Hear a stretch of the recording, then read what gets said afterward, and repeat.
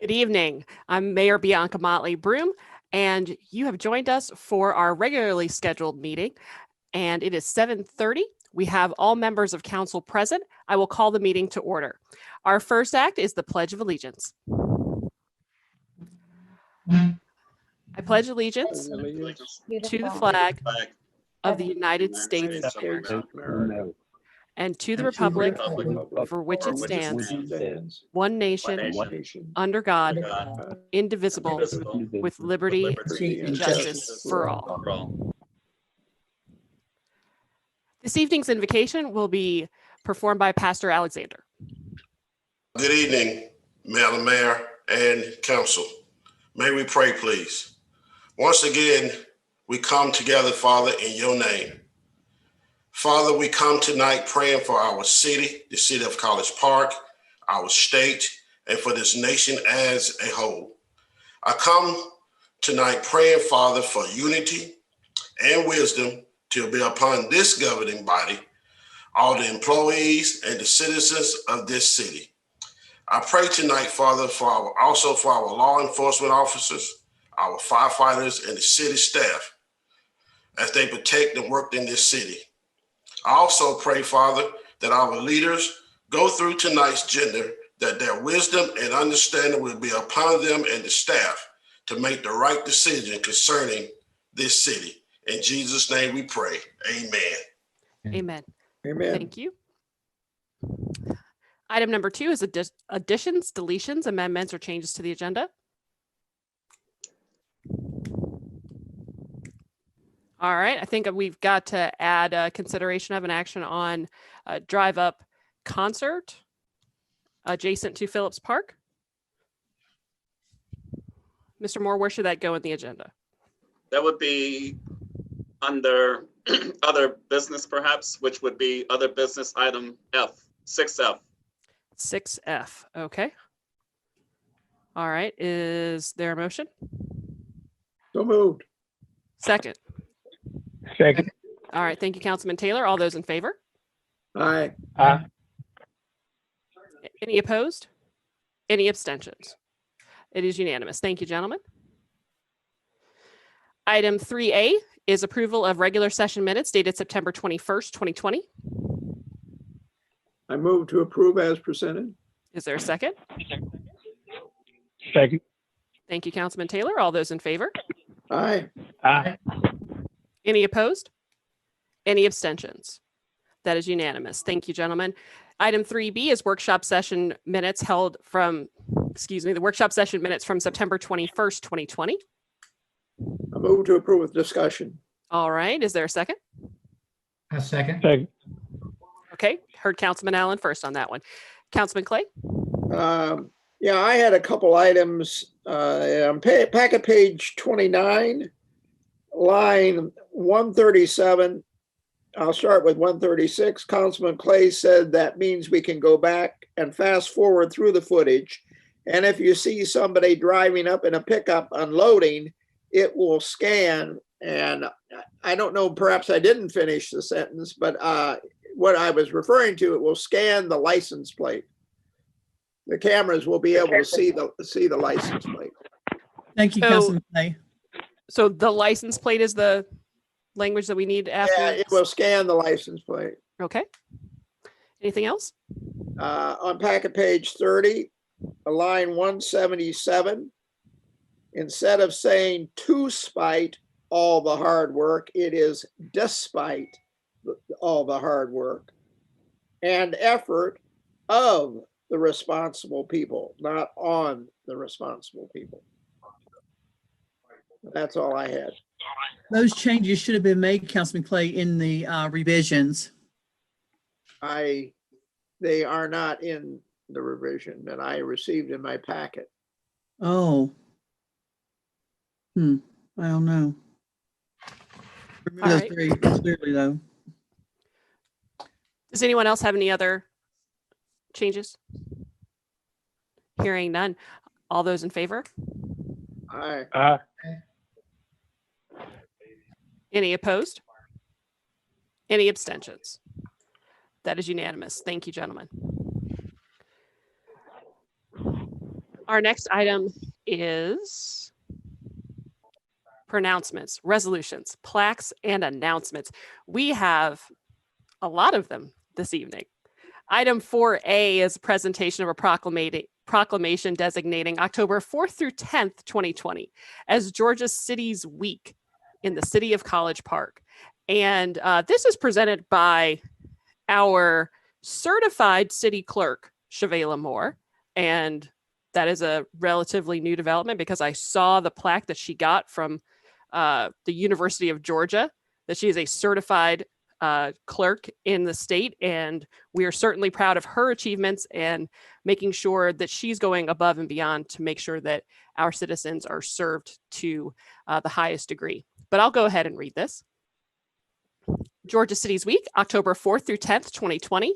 A proclamation of the City of College Park recognizing Georgia Cities Week, October 4th through the 10th, 2020, and encouraging all citizens to support the celebration and corresponding activities. Whereas city government is the closest to most citizens and the one with the most direct daily impact upon its residents. And whereas city government is administered for and by its citizens and is dependent upon public commitment to and understanding of its many responsibilities. And whereas city government officials and employees share the responsibility to pass along their understanding of public services and their benefits. And whereas Georgia Cities Week is a very important time to recognize the important role played by city government in our lives. And whereas this week offers an important opportunity to spread the word to all of the citizens of Georgia that they can shape and influence this branch of government which is closest to the people. And whereas the Georgia Municipal Association and its member cities have joined together to teach students and other citizens about municipal government through a variety of different projects and information. And whereas Georgia Cities Week offers an important opportunity to convey to all of the citizens of Georgia that they can shape and influence government through their civic involvement. Now, therefore, be it proclaimed by the Mayor and Council of the City of College Park, Georgia, that the week of October 4th through 10th, 2020 is hereby proclaimed Georgia Cities Week. Be it further proclaimed that the City of College Park encourages all citizens, city government officials, and employees to do everything possible to ensure that this week is recognized and celebrated. Proclaimed this 5th day of October, 2020. Ms. Moore, did you want to add anything? Yes, we have a few events going on this week. Today we kicked off with the proclamation, and tomorrow citizens can come to City Hall to receive a swag bag while supplies last. But other events during the week, we have a social media kickoff, recreation is doing a bunch of fun stuff. Economic development, they're having a town hall, but all of that stuff is going to be posted on social media and the website. Thank you very much. Did anyone else have anything to add? All right. We will move on to item 4B, which is presentation of a proclamation designating October 4th through 10th, 2020 as Public Power Week and Green Power Week in the city of College Park. So this one starts. Whereas College Park Power provides our homes, businesses, and local government agencies with reliable, clean, efficient, and cost-effective electricity employing sound business practices designed to ensure the best possible service at not-for-profit rates. And whereas College Park Power has also taken on additional stewardship for our community's well-being through a Green Power Initiative, the first and largest municipal program of its kind in the state of Georgia, started in 2004. And whereas College Park Power's Green Power program encourages cleaner energy solutions through voluntary consumer contributions, so we can provide a healthier environment while still powering homes and businesses throughout College Park. Now, therefore, be it resolved that College Park Power will continue to work to bring lower cost, safe, reliable, and clean electricity to community homes and businesses, just as it has since its creation shortly after the incorporation of the city in 1896, to serve all the citizens of College Park. And be it further resolved that the week of October 4th through October 10th be designated the 34th annual Public Power Week and 17th annual Green Power Week in order to honor College Park Power for its contributions to the community and to make its consumer owners, policymakers, and employees more aware of its contributions to their well-being. Now, therefore, it be resolved that the mayor and city council of the city of College Park do hereby proclaim that the week of October 4th through 10th, 2020 be designated as Public Power and Green Power Week. Proclaim this 5th day of October, 2020. Mr. Richardson, did you want to add anything? Yeah, thank you, Mayor. Yeah, this will be a little bit different celebration this year. We'll tone it down some as we've done in the past, but we'll be celebrating. This is a national event, so we'll be celebrating with the rest of the public power utilities throughout the nation. I've already sent Gerald some information to put on the web page about the Public Power Week, so that will be the information we'll provide to the citizens. Great. Did anyone else have anything they wanted to add? All right, we'll move on to 4C. October 4th through 10th is a very busy week. We are presenting a proclamation designating the same week as National Fire Prevention Week in the city of College Park. This one reads, whereas Fire Prevention Week will be observed in the United States Sunday, October 4th through Saturday, October 10th, 2020.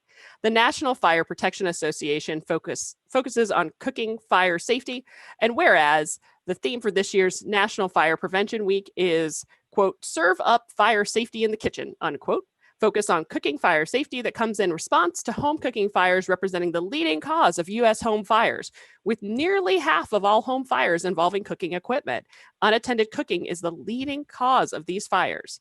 And whereas College Park Fire Rescue, acting in the best interest of the citizens of College Park, is dedicated to promoting fire safety and prevention by providing fire safety and prevention education to all schools, community groups, and the public in general. And whereas taking simple safety precautions, including the following: keep a close eye on what you are cooking. Never leave cooking unattended.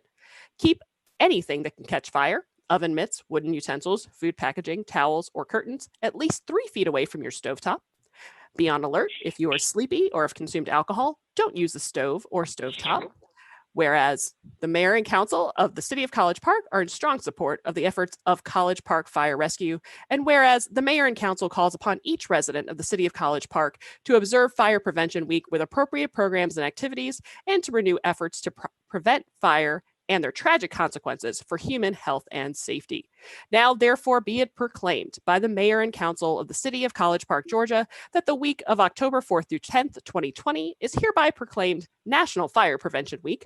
Further, the mayor and city council of the city of College Park do hereby commend the College Park Fire Department for its outstanding efforts and service in the protection of the residents of the city of College Park, and particularly for its efforts during Fire Prevention Week.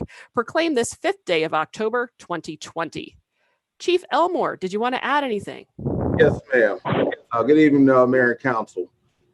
Just want to reiterate what you mentioned last month. Yeah.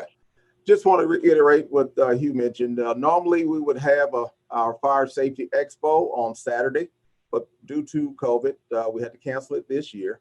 But we will be posting fire safety tips on the website and the TV stations all week. And we want to urge everyone in apartments and in single-family residential homes to check your smoke alarms. Make sure that the batteries are checked. They should be changed out at least twice a year. That's it. Thank you so much for all of those very pertinent reminders, Chief. Anyone else have anything to add? All right, hearing none, we're going to move on to item 4D, which is consideration of an action on a request to host Customer Service Utility Awareness Week at City Hall from October 5th through 9th, 2020. Slightly shorter, same week. And the purpose is to acknowledge the Customer Service Division for their continued excellence in providing quality service to our utility customers and all other individuals. Ms. Philord Bradley, did you want to add anything? Yes, basically this week we want to take the time out to show our appreciation to our customer service team for their continued hard work and dedication to our utility customers. And Councilman Allen, the team would like to thank you because he did provide gift cards to the team, and not only the customer service team, to the finance team as well. So the customer service team and finance would like to say thank you for your consideration. All right. Do we actually have to vote on this, or we've got a lot of weeks. So, Mr. Moore, No, is a vote No. necessary on this? Okay. All right. Ms. Moore, thank you. All right. So moving on, we are going to public comment. Ms. Moore? yes, ma'am. The first comment is from Chantel Lane, and it reads, "My name is Chantel Lane, and I am the property manager at the Life at Avery Park Apartment Homes located at 2609 Charleston Drive, College Park, Georgia, 30337. COVID-19 impacted all of our residents through unemployment and under reemployment. Our company honored the legal orders to avoid evictions. Even with all of the protection in place, it remains a challenge for some of our tenants. Recognizing the problem as well, Councilman Roger Gay partnered with a nonprofit that provided some relief to our tenants. We understand that the BET COVID Fund was administered by their nonprofit Teen Coalition, and they assisted with over $25,000 in rental payments. They paid the past due rent and utility bill up to several thousand dollars and brought checks directly to our office or wired the money. Councilman Gay has visited our property on several occasions to bring food to our residents since the COVID began in March. He never asked for recognition or anything in return from us. We can contact him anytime and he will come to our office. Councilman Gay had the developers place caution signs on Charleston Drive during the construction of the new subdivisions. Finally, I understand he has worked over the last 2 years with noise and window airport replacement that should be installed next year. As a property manager for many years, it's rare to have an elected office who cares about the citizens and their quality of life as Councilman Roger Gay. I would like to say to you all how much we truly appreciate Councilman Gay for having such a warm heart and for all that he does for the city of College Park. Chantel Lane, property manager, the Life at Avery Park. Okay. The next comment is from Alice Goodman, and it reads, "My name is Alice Goodman and I live in Ward 3. I am not happy about the food that was gave to me and my family at the food giveaway about 2 weeks ago at the Tracy Wyatt Center and I need answers. Why was we given old and expired food? Why did we not get the gift card for being one of the first 25 people to show up and register like the flyer had said? Why are people who do not have it all being treated this way? I know that me and my family needed the food and more masks, which is why I came in the pouring rain and waited in that line. I have been to many giveaways at the rec center and never have received old expired food. Some of the stuff that was in the bag expired back in February 2020, and I sent you the picture to prove it. Somebody got to tell me something ASAP. There should be another giveaway to make up for that foolishness. I am being nice and typing this because I really want to cuss somebody out. I feel like y'all was trying to poison me and my kids. The little short lady that is over this should be ashamed of herself.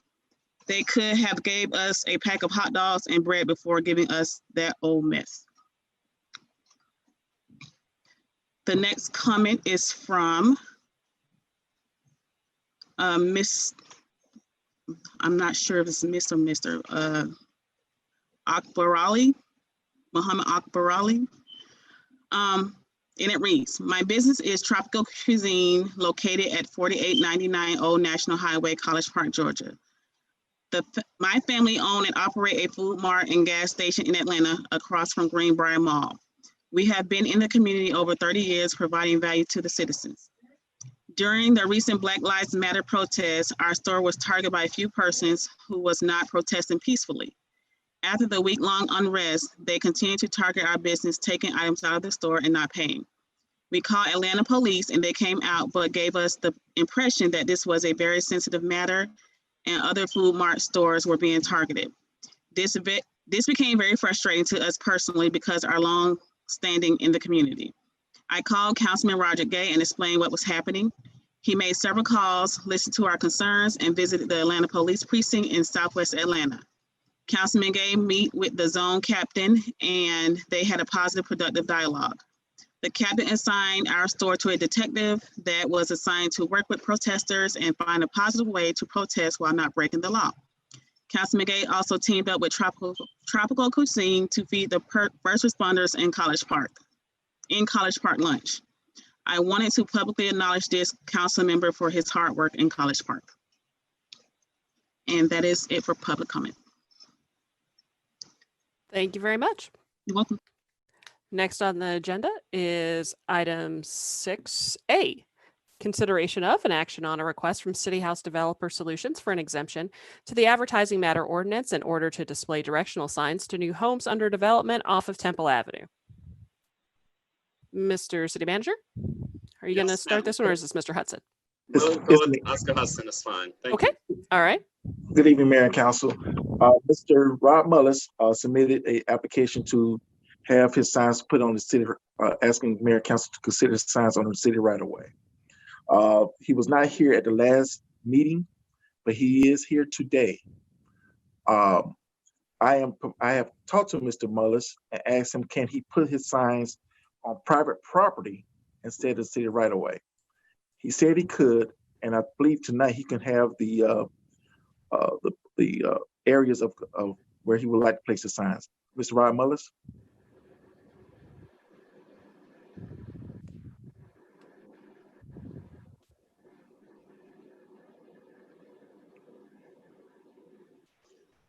Mr. Hicks, is Mr. Mullis here? I'm looking, Madam Mayor. I see a strange number here. I just unmuted it, but I don't see Mr. Mullins in the attendee box at all. I talked to him right before the meeting. He said he was coming on. Okay, well, Okay, well, everybody else is identified. I see a strange number. I unmuted it, but I don't see Rob Mullins. okay. I'll try to unmute it again. Mr. Mullins, are you there?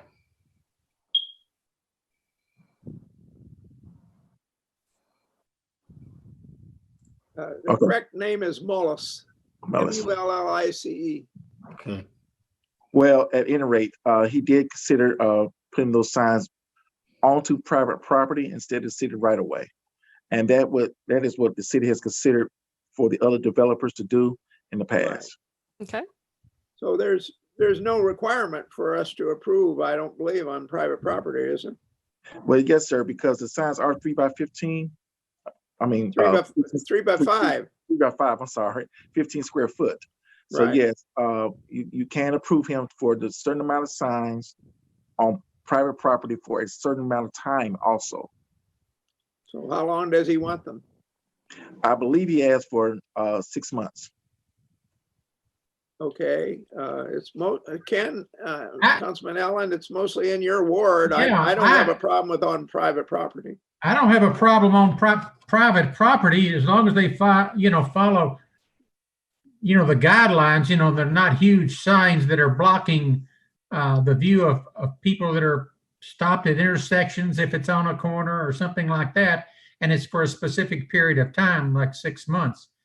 Now, Ken, that was the problem I had with them being on the right of way for one thing. One, it set a precedent because in the past we put them on private property.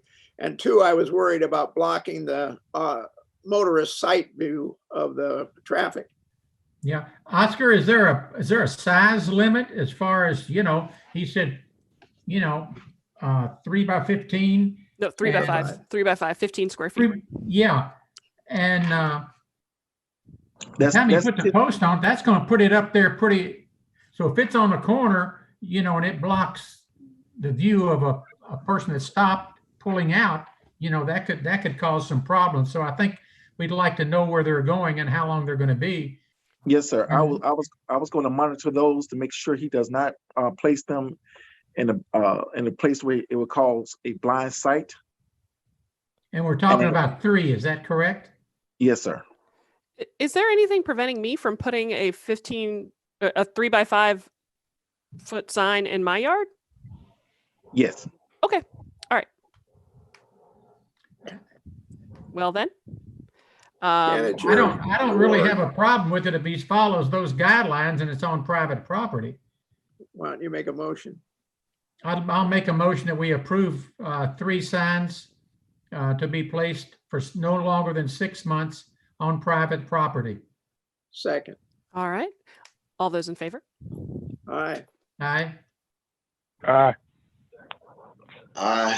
All right. Thank you, gentlemen. That's unanimous. We're moving on to item 6B, consideration of an action on a request for approval by art show organizer Robin K. Mizell for a food truck during a pavilion rental at Richard D. Zupp Park on Saturday, October 10th, 2020 from 10 a.m. until 7 p.m.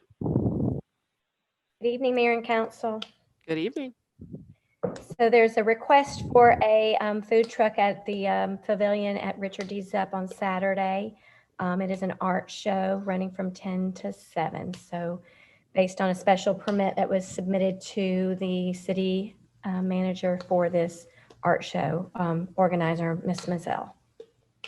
Do we know what type of art it's going to be? You know, there's going to be a lot of kids in the park, and sometimes art can get kind of risque, I guess, you know, and kids will be walking around in the park. So do we know what kind of art it's going to be? Ms. Mizell, would you like to answer that? I think it's RKM Art for discussion, Mr. Hicks. Hi. Yes, I'm muted. Hi, good evening, Mayor and Council. This is a family-friendly event. We're going to have superhero art. We're going to have Black Lives Matter art. We're going to have context, abstract, visual art. All right. Any other questions? I've got no problem with that. All right. It is in your ward. So you want to take the Make lead? a motion that we approve food truck request at the art show on Zupp Park, Saturday, October the 10th from 10 a.m. to 7 p.m. All right. Is there a second? There's a second from Councilman Clay. All those in favor? Aye. Aye. Aye. All right. I believe that is unanimous. Heard all four. Thank you, gentlemen. Thank Item 6. Thank you. Item 6C is an update on the AMI billing interface. Yes, Mayor and Council, this is pretty much a progression from last month, and the first page shows our access point performance, and they have been doing well. You see early in September, we dropped some meters because we had an apartment fire, so we had to take about 24 meters out there, but they've been holding steady as far as the total for most of the month. Next page shows a better progression of our meter performance, and we're continuing to whittle down the water meter endpoint reads by replacing water meters, endpoints, and wiring repairs. And as we're finding the water meters that aren't doing well, the water meter's done a great job of responding quickly to replace those. But the last page is not as pretty, but this update on our kilowatt hour sale from the pandemic, and this has taken out our data center, which really has not gone down during the pandemic. So it shows the rest of our customers, and we went in the opposite direction in August and September. So just keep track of that. We think most of this is commercial. Commercial. I was wondering what that 16% drop was attributable to. So the data center takes, as I recall, it was up to about 7 or 8 megawatts. 9.1 right now. 10.1? 9.1. 9.1. 9.1. Okay, so our total use is around typically what, 35 or so? Yep. So if we had that 9 megawatts counted into the average, thanks to the data center, the percentage drop is smaller than that, probably about 3/4 of each of those numbers. Yeah, I would think guess. even in July, we went positive if you add those back in. But yeah, it definitely improves our total. Yeah, so we made some good decisions with the data center, I think. And I'm very pleased to see the water meters continuing to come down. And we've got our arms around that now. Just out of curiosity, as I recall, it was Marietta that was having some issues. Have we had any, just out of curiosity, requests from other cities who have been having a lot of trouble and saying, gee, how are you getting that done? Or what are you doing differently? We haven't heard anything on this. Sure haven't. Well, our little secret. Yep. Okay. Well, thanks to the hard work for everybody's really working hard to bring that down. And it's taken a long time, but we've got it under control now. Yeah, we're enjoying the benefits of the system. Yeah. All right. Any other questions or comments? All right. Hearing none. Thank you, Mr. Richardson. Appreciate it. Item 6D. Any questions on any recently adopted ordinances or resolutions from anyone? Not for me. All right. Moving on to item 6E, quarterly discretionary balance report for mayor and council. I think we got an update earlier today. Is there any questions about that? Nope. All right. Moving on to item 6F, consideration of and action on proposed drive-in concert. I believe October 24th, adjacent to Phillips Park. Mr. Moore? Yes, ma'am. So this is really in response to some interest having been expressed leadership in Ward 4 to host a drop-up concert. And I think the principal basis for tonight's dialogue to this effect is to clarify that this appears to be a private enterprise endeavor and not a City of College Park sponsored event as it relates to the drive-up concert activity. And this is likewise an opportunity to provide clarification respectively, number one, as well as number two, offer a distinction between what is a private enterprise vis-a-vis the simple use of a park application, if you will. So as I was able to learn a little bit more about the details associated with this particular consideration, there is a charge per attendee associated therein. And given that particular criteria, it is necessary that we do as much as we possibly can to offer direction accordingly. So with that, ladies and gentlemen, my interest tonight is to give Mayor and City Council an opportunity to not only chime in, but to offer direction respectively with respect to the details. So the extent of staff's involvement thus far had been to consider various date options in terms of park use. But again, matters associated with concerts, drive-up concert promotions, and those types of activities are in fact considered a private enterprise endeavor, and therefore that should be taken into consideration as we move forward in terms of evaluation. At this time, Mayor Molly Bloom, I yield and await any specific questions that you all might have. However, we did consult with GICC Executive Director Mercedes Miller, Michelle Johnson, in terms of reserving park use, if you will, different date options. And so they were involved in terms of receiving feedback and considerations. And I received more information about this particular thought over the weekend, quite frankly, and therefore here we are. So with that, ladies and gentlemen, I yield and await any appropriate direction you all may have. But the aforementioned individuals are in position to address any specific concerns or thoughts you may have in the preliminary or in the meantime. What is this going to cost the city? I'm sorry, sir. Something out there. What is this going to cost the city? Are we going to have to provide, police and security and cleanup? And do they have insurance? There's some of the questions that I have. And those are very good questions, Councilman Allen. And quite frankly, ladies and gentlemen, the Office of the City Manager has yet to receive any proposals associated with respective cost considerations. That would be part of the evaluation process going forward as we would consider any such activities respectively. Typically, if it is a city-sponsored event, there are some commitments made in that regard. Because we're talking about a drive-up concert, it is not exactly the same type of event as was the case previously. So with that, ladies and gentlemen, we have yet to receive those specifics. I believe, or I've learned in recent days, that there had been some dialogue with police leadership, recreation and cultural arts leadership about some possibilities, but to date, the Office of the City Manager has yet to receive any details associated therein. Have you received any letter of insurance? I have not. That has not yet been received either. So again, based on that, Councilman Allen and ladies and gentlemen, I view this consideration as still a preliminary review process, if you will. But again, we're still awaiting those details in order to formalize that consideration. So to date, the Office of the City Manager has yet to receive any associated details. Well, from the information that I saw, I thought that that somehow Ward 4 was piggybacking on this event. first off, is that's one question I have. And a second question is, I understand the drive up is going to be on BIDA property, and has BIDA been consulted on this? Again, without concrete written submissions with the office of the city manager, there's been some discussions in recent days. So this is a proposal or a process that still continues to be considered.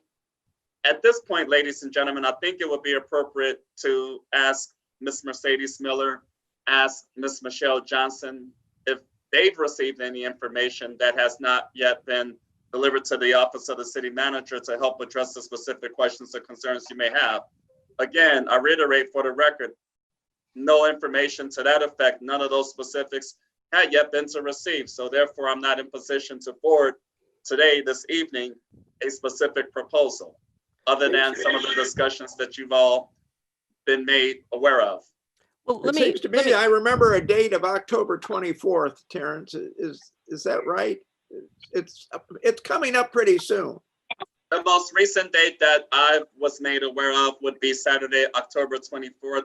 But again, there's still a number of specifics that need to be finalized before we get to that place, and a lot of the responses I've offered to the questions thus far.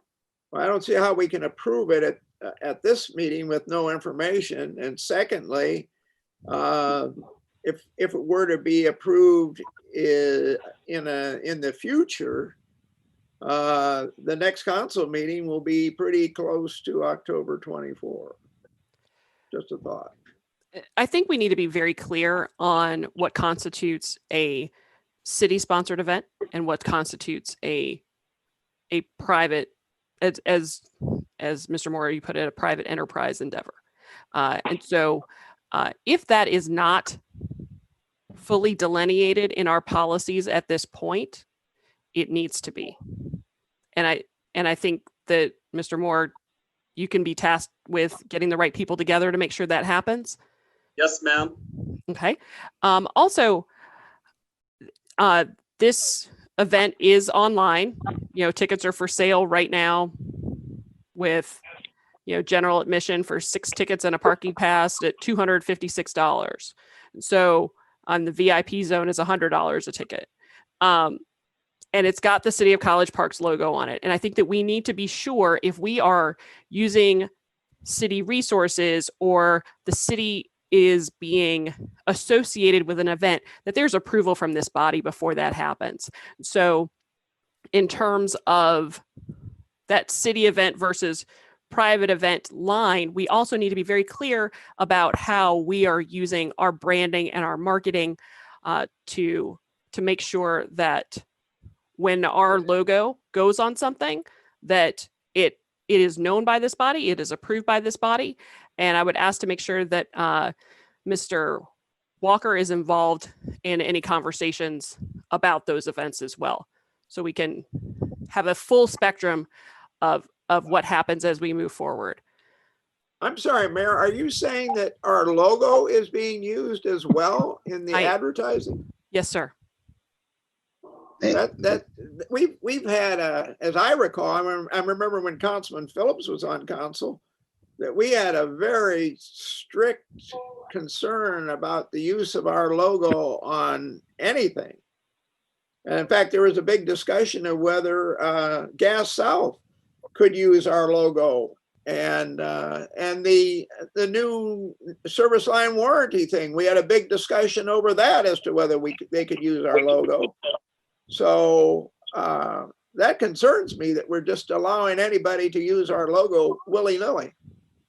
May I speak? Yes, sir. Well, this is for the record. So coming up is our 6th annual concert. And I've been getting a lot of questions of, will we do a concert this year? And the answer was no, due to COVID. It just didn't seem practical, as well as raising the money. Typically, I raised around $24,000 for the previous 5 concerts. However, I went to the second concert at the Georgia National Convention Center that is put on at the GICC parking lot. As you recall, the record will reflect, I recommended that we actually do concerts or drive-in to bring in revenue, and I'm very grateful that that recommendation was picked up. So I went to the second concert. My wife and I, Pam and I went to the second concert at the GICC, and it was first class. It was about $100,000, Sergeant McCraris, Deputy Chief McCraris. It was about $100,000 production. So I was just thinking about doing something in November. We typically have had the option of doing mayor events all the way up to Christmas. So I called Director Miller and asked her what she thought about a November concert. Director Jones, it would have been the Saturday after Thanksgiving. Now keep in mind, all of this conversation is since we saw each other last on Zoom, Mayor. So Director Miller says it would probably be a good idea. Now, mind you, Councilman Gay is taking full responsibility, and this is not to throw anybody under the bus, because quite frankly, the city manager, Michelle Johnson and Mercedes and Colonel Block were absolutely professional and polite. And I publicly thank you for that. So having said that, I asked her for the number of the people who did the second concert. And she shared that information with me. And I called the people. It's called Timeless Communication. And they do drive-in concerts. They also do Funk Fest. So I told him I wanted to know what he would charge to do a production at the in November, and it was that date available. He said, sure, that date is available. But I told him I couldn't raise that kind of money between now and November for what it would cost.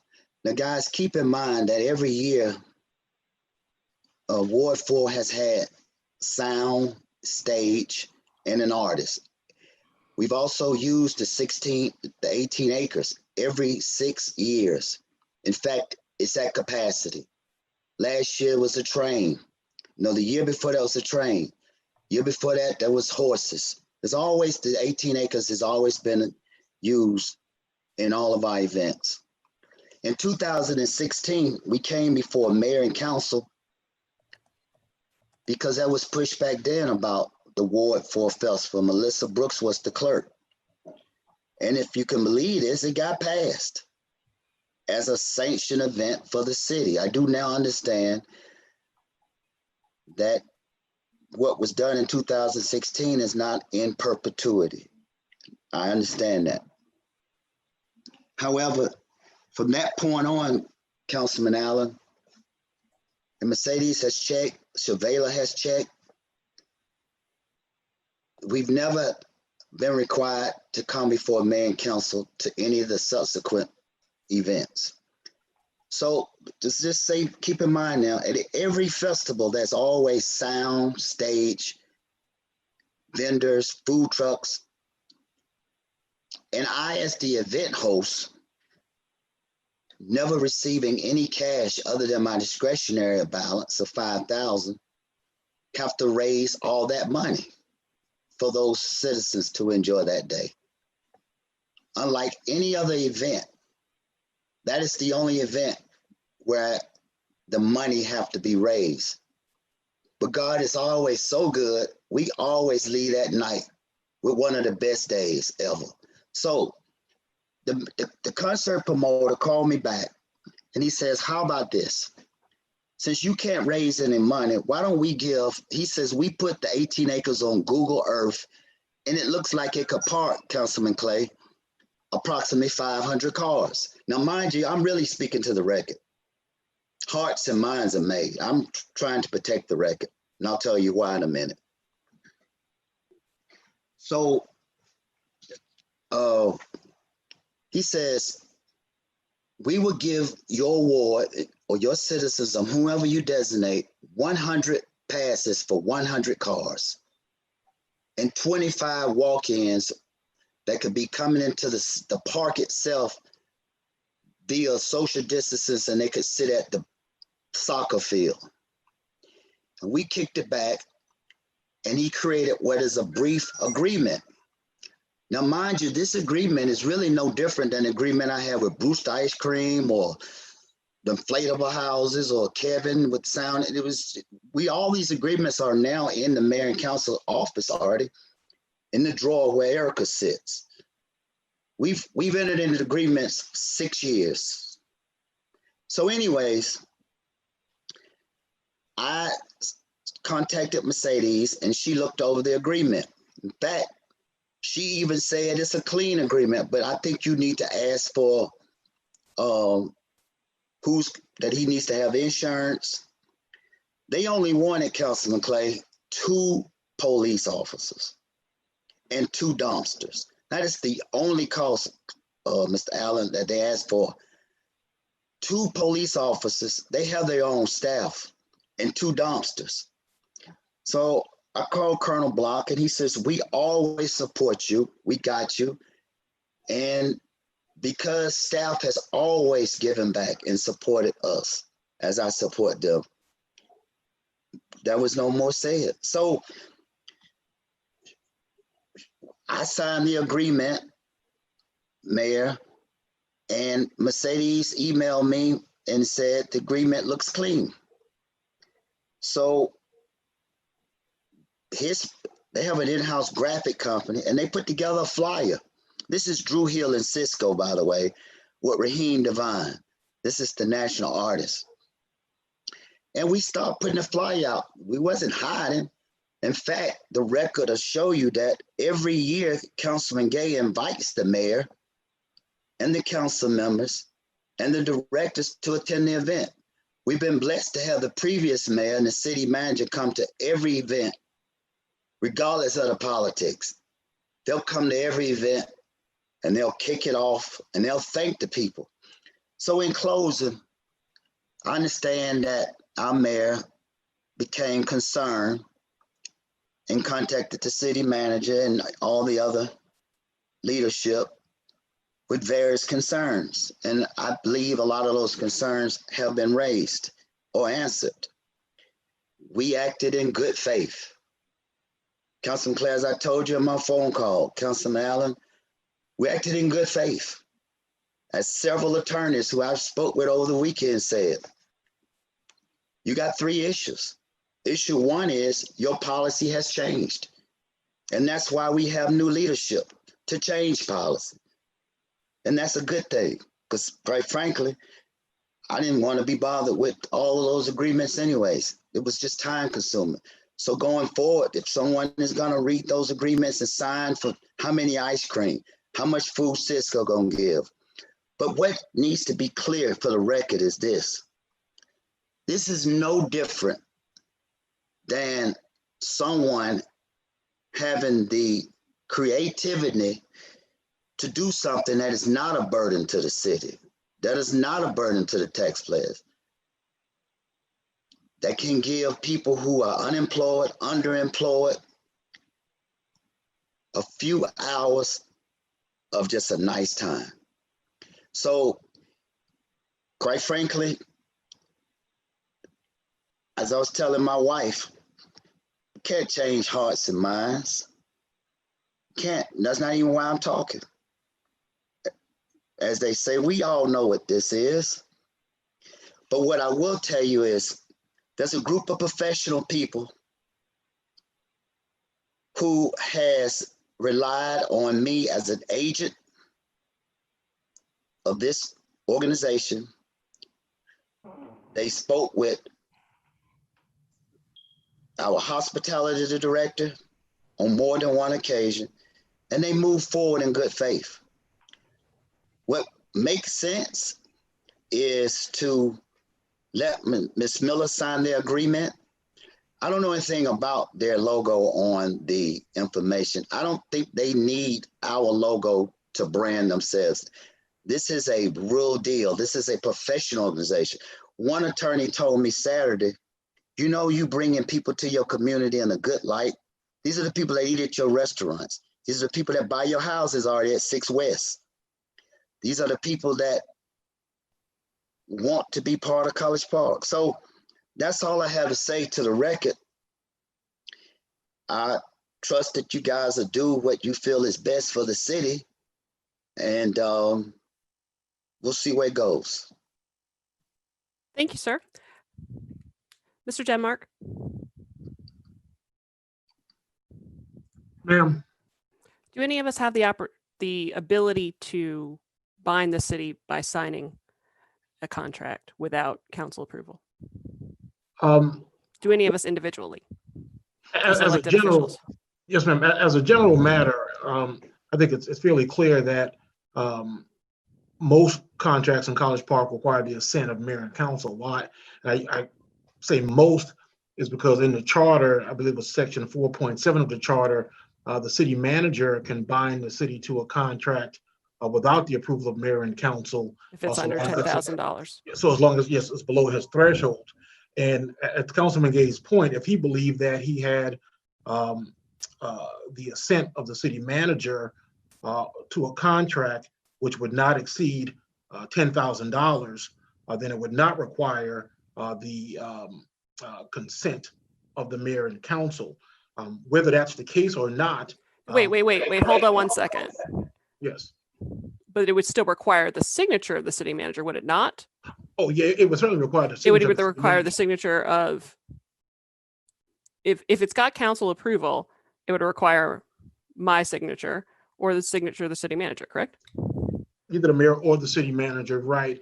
And I don't know whether this is the case or not, but it's my understanding that there are contracts that are signed in the city, for instance, by the GICC director that bear neither the signature of the mayor nor the city manager. I guess the point that I'm making is that we have a policy that's not altogether consistent. And so to Councilman Gay's point, it would be reasonable for someone who's a layperson to operate in this environment and to take the action that he took reasonably and in good faith. Now, was every T crossed, every I dotted? Well, one could make the argument that they were not, but at the same time, our policy as it relates to section 4.7 of the charter and our practice of directors other than the city manager or the mayor signing contracts might lead someone to believe that that were permissible, especially based on Councilman Gay's indication that he has done this previous times in the past as relates to the Ward 4 Festival. Is it permissible?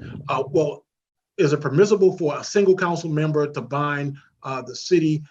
I would say no. It would require, if not the mayor and council, at least the city manager below the threshold. But that policy has not been consistently followed, as I understand it. But if that's the black letter law. Okay, so what do we need to do to ensure that we have a consistent policy so we don't have this kind of misunderstanding in the future? I don't want that. I want everyone to operate with the same understanding so we don't end up in a situation like this again. Sure. I mean, I think that going backwards just a little bit, an issue is presented to the council.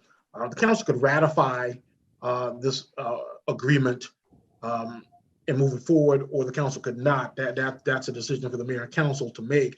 Going forward, a prospective remedy would be to create a policy that clearly indicates who shall sign agreements. We could not by policy change the charter, but we could certainly by charter create other provisions not in contravention of the charter. For instance, either granting or denying certain individuals the right to sign contracts on behalf of the city, and clarifying our contracting process in terms of how contracts are made, who can make contracts that bind the city. I think that it's clear that as a general matter, it's going to require either the city manager or the mayor or the full mayor and council. But I don't know if that's always been our practice in College Park, and we may have contracts being signed by other directors that are binding on the city or that purport to bind the city, and we have de facto ratified those agreements by our failure to repudiate them over time. Then we need to clarify. Yes, ma'am, we certainly do. Winston, I have a question. Sir. It strikes me that this is a rather unique event in several different ways. First off, if you look at it from the standpoint of being a Ward 4 event, never before that I know of, because I have gone to a few Ward 4 events, not many. I can't take the credit like the mayor and city manager were given, but I have gone to 1 or 2 events. And as far as I know, nobody had to pay to go to those events. And there was no limitation on it just being a Ward 4, although it was advertised as a Ward 4 event. I think Councilman Gay in the past has made a point of saying that anybody is welcome at those events. That's not the case for this event. It's limited to 100 cars and 25 walk-ups. Second thing is that another thing is different about this event. It's basically a private event that is being held. And that's why I said, I think earlier, that Ward 4 is piggybacked onto it. So it's primarily a private event. So they're making money. Now, one of the things I think that came up at some point was, as Councilman Gay pointed out, they only said we needed a couple police. Well, we have a policy on use of the parks that say if you have a certain number of people, you have to have a certain number of police to do crowd control, and in this case, traffic control and what have you. So if we were to ratify this, there is no way that I would approve what has been, I understand, recommended, which was like, I don't know, I don't remember the number. I think I heard 10 or 12 police. 14 to 16. 14 to 16. Okay. There is no way. If they're making money, not Ward 4, certainly not. But if this private enterprise is selling these for a couple $100, as I think I heard of earlier, there's no way I'm going to put $14,000, $16,000 of city money into supporting it. I'm just not going to do it. Let the person who's making the money, which is this private enterprise, do that. So I think the thing that makes it unique is that it is a hybrid event, and I would argue it is primarily a private event because you're going to be able to handle, I don't know how many cars, but I think I heard 500, 600, something like that. So you're handling 100 are available to the citizens of Ward 4 and not presumably the entire city, which is okay. I don't have a problem with a Ward 4 event per se. Councilman Clay, I don't know if you was asking for a legal opinion, but thank you for those questions, and they're good questions, and allow me to just come back real quick with an answer. They didn't call me, I called them, and I asked them if I could pay them to do a concert for a Ward 4 festival concert. There's no way we thought we could do a festival because of social distancing. So I was looking at a way to continue a tradition, and that's how the whole business, and by the way, we said the first Saturday in November. The reason, Mayor, we have an October 24th date is because he called me back and he says, we're doing a concert in the city of Palmetto at a farm, but the farm is so far away. Could you handle an October 24th date? I said, whoa, that's just not enough time. Also, but Councilman, if it's not enough time, then no, why are we in this situation? No, ma'am. What I'm saying is, I didn't have to raise enough the money. to raise the money. Gotcha. Mercedes said, and I quote, now I turn on the bus because she can stand up. She said, and I quote, they are professional enough to do this in a month. I can vouch for that because I have concerns too. The other thing, Councilman Clay, I would tell you is that I've gone to 3 other events at the GICC. There is no 12, 14, 15 polices. In fact, this company brings about 40 of their own security staff. The police was just simply to help in the event there was a situation. So they didn't try and convince me to use us to protect their event. This was solely to protect. So I called them.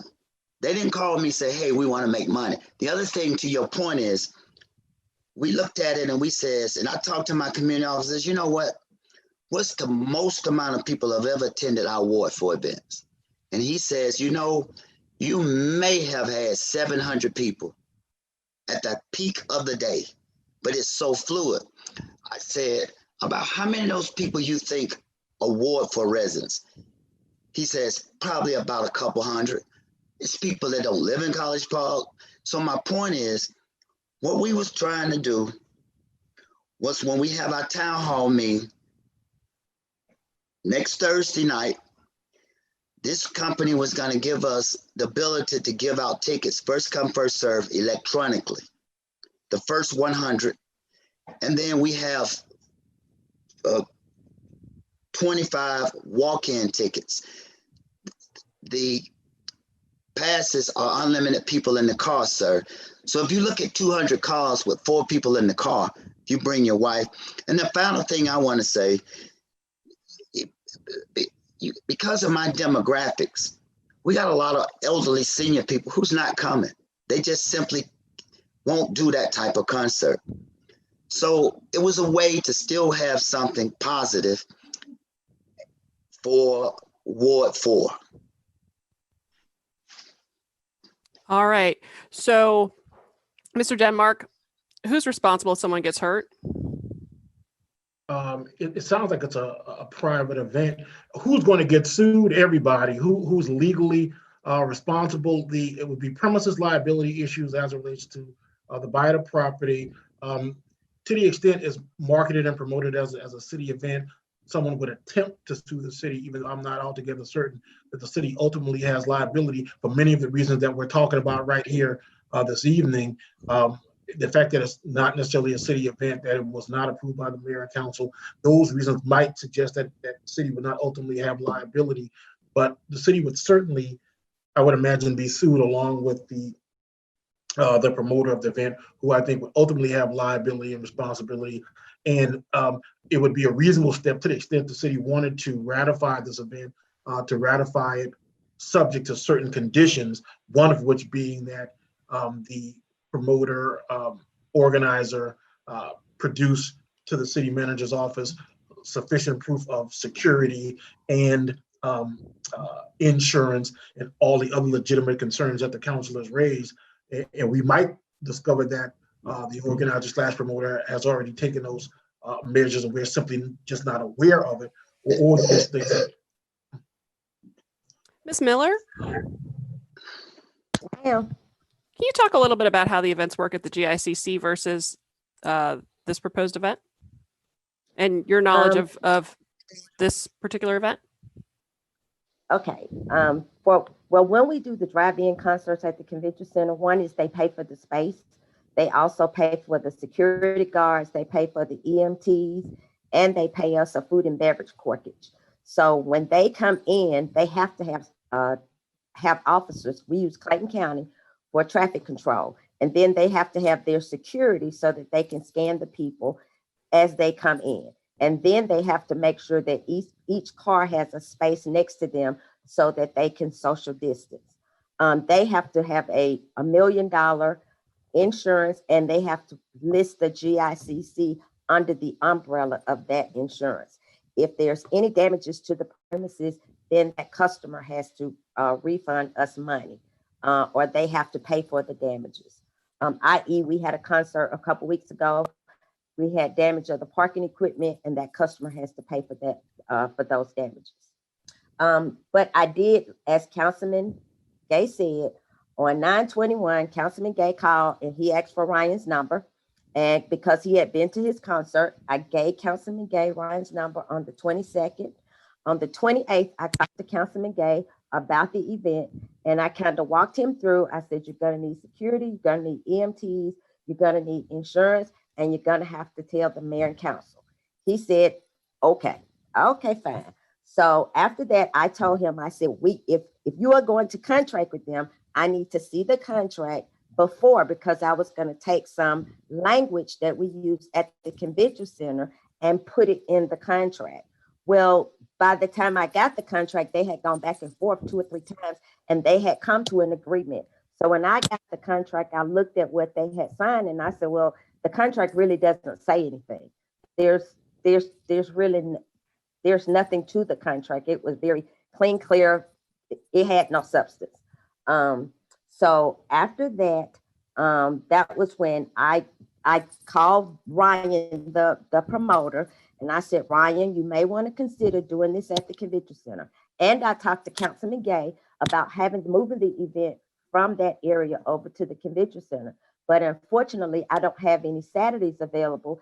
And the dates that I gave them, I think Ryan already has something already booked.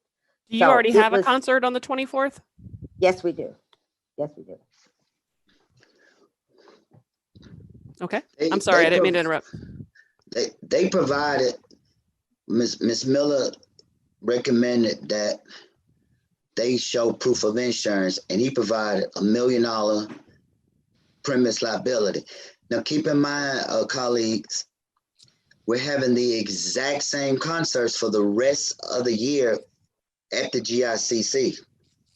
So the other thing to keep in mind, when we have the Coming Home reunion, we have way more traffic than this concert will provide. So it's not anything unusual that we're doing anything different. It was just a creative way to have an event that we couldn't pay for. He also told me that if you look at how much he charged for his tickets, he says that he gives the GICC 30 tickets and he doesn't pay nearly $10,000. So I says, well, I can't raise any money. I says, I need 100 tickets. And he says, if you take 100 tickets, then you have in money, that is a good trade-off. And I was comfortable with that. And like I said, I take full responsibility, but we acted in good faith.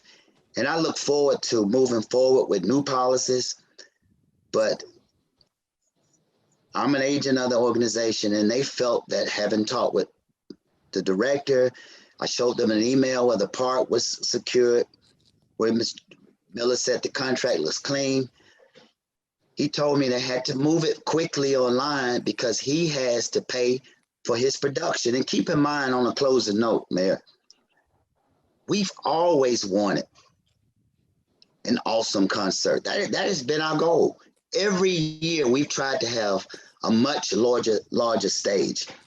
Right now, the previous concert, I'm spending about $10,000 and about another $5,000 in contributions. And that's just because these guys are just trying to show us some consideration. So for us to contact him and work out a ticket base was just basically me trying to get that type of event. You know, I don't know if you guys know this, but the second year on council, I met a fair. I don't think some of y'all were even living here then. A 30-piece fair. I mean, this thing was huge. We brought it to the 18 acres. Mayor Longino was shocked. He came, no, and he came. He could not believe. He could not believe. To this day, we can never believe that there was a fair as big. It's like the Atlanta Fair. It was just based on a conversation.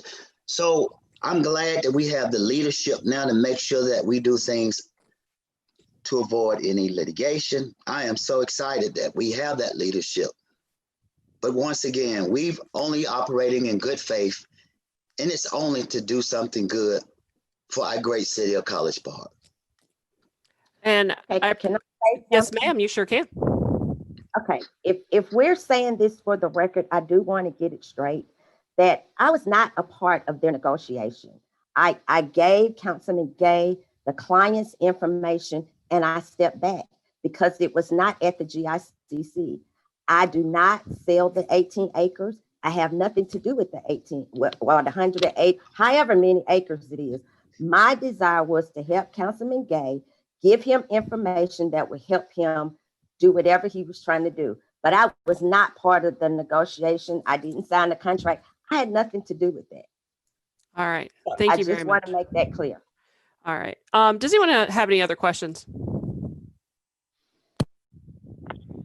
Are we voting about this? I'm trying to understand what we doing with this whole situation.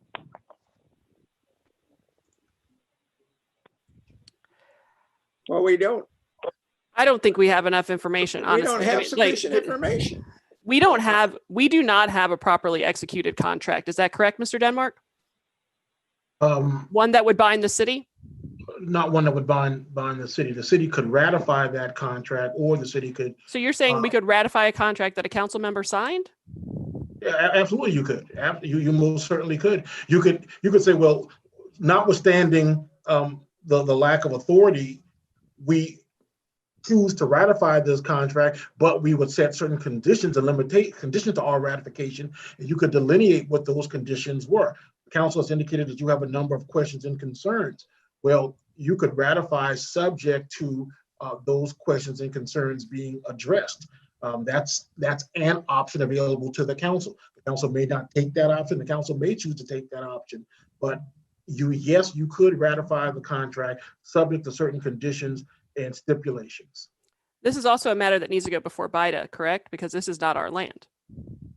This is the land of the Development Authority. That's the elephant in the room, right? I mean, because it's BIDA owns the property, but I guess I was just assuming that we understood that we were ratifying it as it relates to the extent of the City of College Park's involvement, and permission for the use of BIDA property is an altogether separate matter that would have to be taken up with BIDA. So I was only speaking to the City of College Park ratifying it to the extent it impacted the resources of the City of College Park. And Mayor, my clear understanding is that this is something that came up in BIDA approximately 4 weeks ago. No director or manager gave me any indication that that was the case. So once again, well, I mean, regardless, they've passed that. So that's, I mean, BIDA said you have to have permission to use their property. And I know that the homecoming celebration has to go before BIDA to do the same. And so certainly that's a separate issue. If there is a member that chooses to ratify this and wants to make a motion to do so, but I think there's a lot of questions we've got here. Well, I think it's more than just having possible modification to the contract. I think there would be some kind of letter of indemnification that Councilman Clay, there are just so many things that are questionable about this. It's well, how about this? How about we table discussion for the next meeting and allow BIDA to evaluate? Sure. Because if they don't give permission for the event to happen on their land, then it's a moot point. Agreed. And also, it's just need to verify this. Our mayor and our council member Clay, you are voting members on BIDA, correct? Correct. We Okay. are. All right. I'm as mayor pro tem. I'm a voting member of BIDA. Thank you, Madam Mayor. Just a point of clarification. To the extent BIDA takes it up at their next meeting, and for instance, who knows what they'll do, assuming for the sake of argument that they approve the use of the property for this purpose. To the extent was any inclination on the part of the mayor and council to ratify it, we may want to start taking steps to address the concerns of the mayor and council now, anticipating the possibility that BIDA might approve the use of the property, and then we would not have to be scrambling at that point to say, well, the mayor and council, now that BIDA has approved the use of the property, the mayor and council has some interest in ratifying and allowing this event to go forward. So now let's here at the 11th hour scramble to put something together. Maybe we should try to figure it out now. If BIDA says no, then the issue becomes academic at that point. But if BIDA says yes, maybe we should be ready to go. Well, we're running out of runway, guys. Absolutely. I think Winston makes a good point. This plane's never going to get off the ground. It has no chance of getting off the ground if we don't do something in parallel rather than sequential. Well, I mean, we would not have to be reinventing the wheel, because Ms. Miller understands what it takes to protect the city in these circumstances. I certainly understand what it takes to protect the city in these circumstances. So if it were the will of the mayor and council, Ms. Miller and myself, with the assistance and under the direction of the city manager, could commence the process of putting together something that would satisfy the mayor and council, would fully protect the city. And then to the extent that BIDA was in favor of the use of the property, we'd have something that was ready to go that the mayor and council could feel comfortable approving. So the only proviso I would have on that is that whoever puts it on the agenda for BIDA does not say, well, see, the mayor and council is already working on the agreement to clean it up. So obviously they're in favor of it. We haven't said we're in favor of it. And I wouldn't want that to be misconstrued by BIDA or anybody else. May I say something? Yes, ma'am. I think that the agreement that we have that we're using in our parking lot can be used if BIDA agrees to it. So I think we're good on the wording. We can just wait until BIDA comes, and then all we have to do is just shoot it out, because our contract is just for the parking lot, and it should not be much different if it is approved. The contract that I saw surrounding this agreement allowed us, or compelled the city to provide police, fire, EMS, installation of temporary lighting, along with permits and licenses. Not gonna do it. Okay, now my contract, the client pays for that. I'm sorry, what did you say, Mercedes? With my contracts in the parking lot, the client pays for the power, they pay for the police, they pay for the EMT, all those costs are put back to the client. That's what I thought you said. Well, what are we doing with two? I mean, this will be a second concert in the same area at the same time. There's no concert scheduled for that date. I cleared that before I even started having a conversation with them. Ms. Miller said there was a concert at the GICC. We have one. The date of this concert? Right, Timeless Brands does not have any other dates with us. We have another group, and they're holding every Saturday through the 1st of November. Well, ours is an annual event. Theirs is continuous for the rest of the year. Ours is 4 hours, and the lighting was simply, they wanted to know if we had a generator, because the street is dark on Global Gateway. That's what the issue with the lighting. These guys were not trying to make an argument to where the city, remember, Mayor, I contacted them. I was looking for I understand. And you said I'm an agent of the city. And that's where I take issue, because we only have the power that we have for this city through each other. No, And that's where we have this issue that we've been discussing for the last 30 minutes or so, because the authority that we have comes from each other. And so we're in a situation where you've signed a contract, you've decided to have an event and haven't brought it to us. And so now we're all kind of working from behind, trying to rectify some of the concerns that are going on. And I understand that you talked to Ms. Miller, and I understand that you talked to Corporal Block, and I understand that you talked to the city manager. The contract wasn't reviewed by an attorney. The city manager is not signing these agreements. And so we're in this situation. So I want to make sure going forward that we don't have these situations arise. And I know that your intention was to provide a top-notch event for the community, and I am supportive of that goal. The methods are problematic when it comes to some of the ancillary issues. Okay, so where do we go for here? It sounds like Mercedes has a contract that can be used. It almost sounds like the child who wants to do something and the mother says, well, go check with your father, and the father says, go check with your mother, kind of thing. The situation is if BIDA doesn't agree with it, we're not going to do it. It is not a city event. It is not even a ward event. It is a hybrid at best. It is a public event, a paid for public event that we're piggybacking on.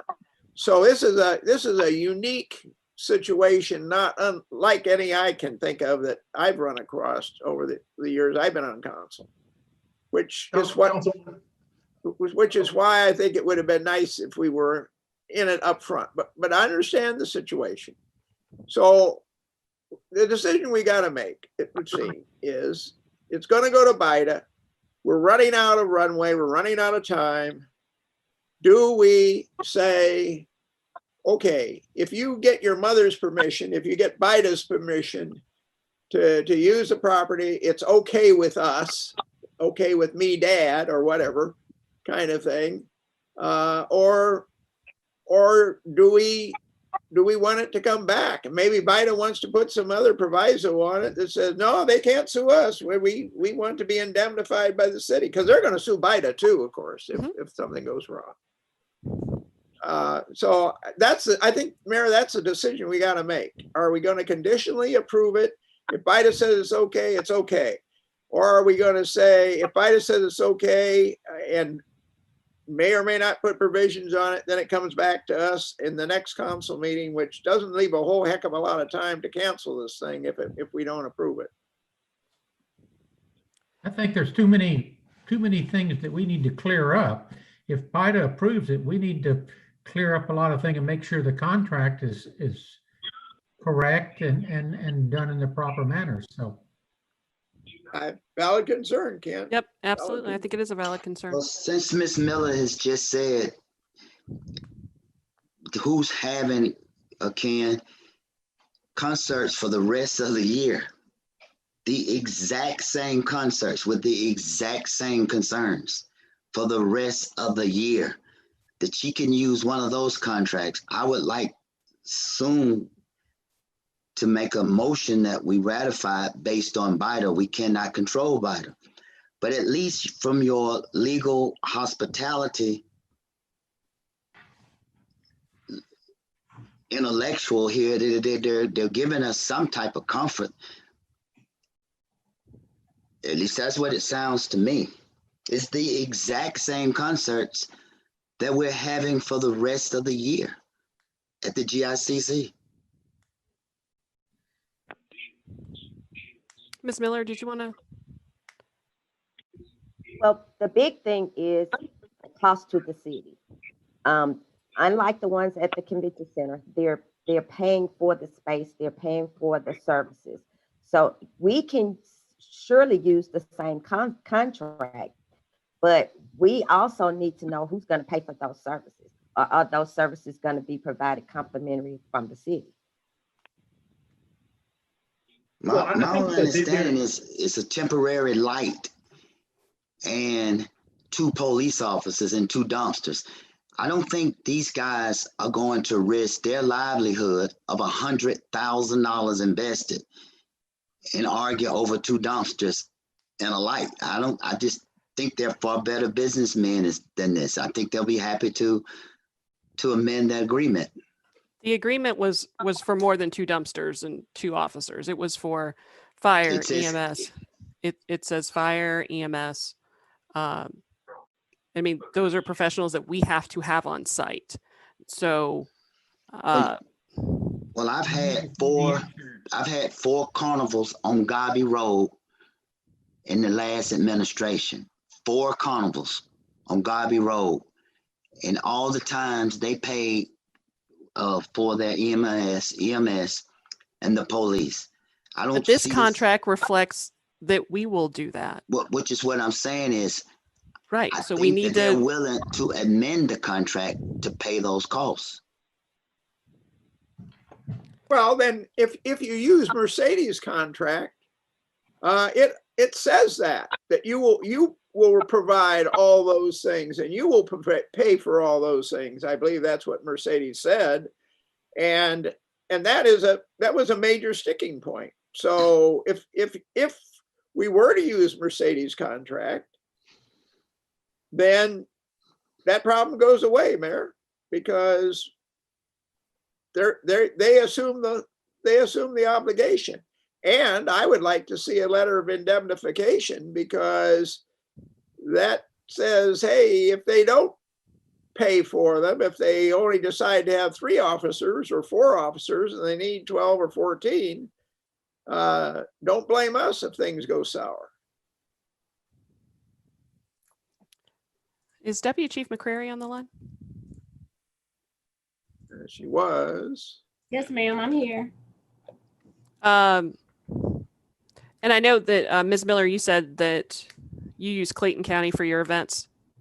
Yes, because the group needs traffic control. The security guard, they have security guards and they scan the tickets and get people in, but you still need traffic control.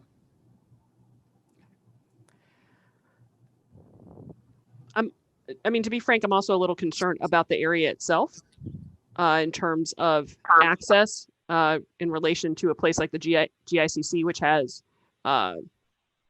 dedicated ingress, egress, and the flow is a little bit more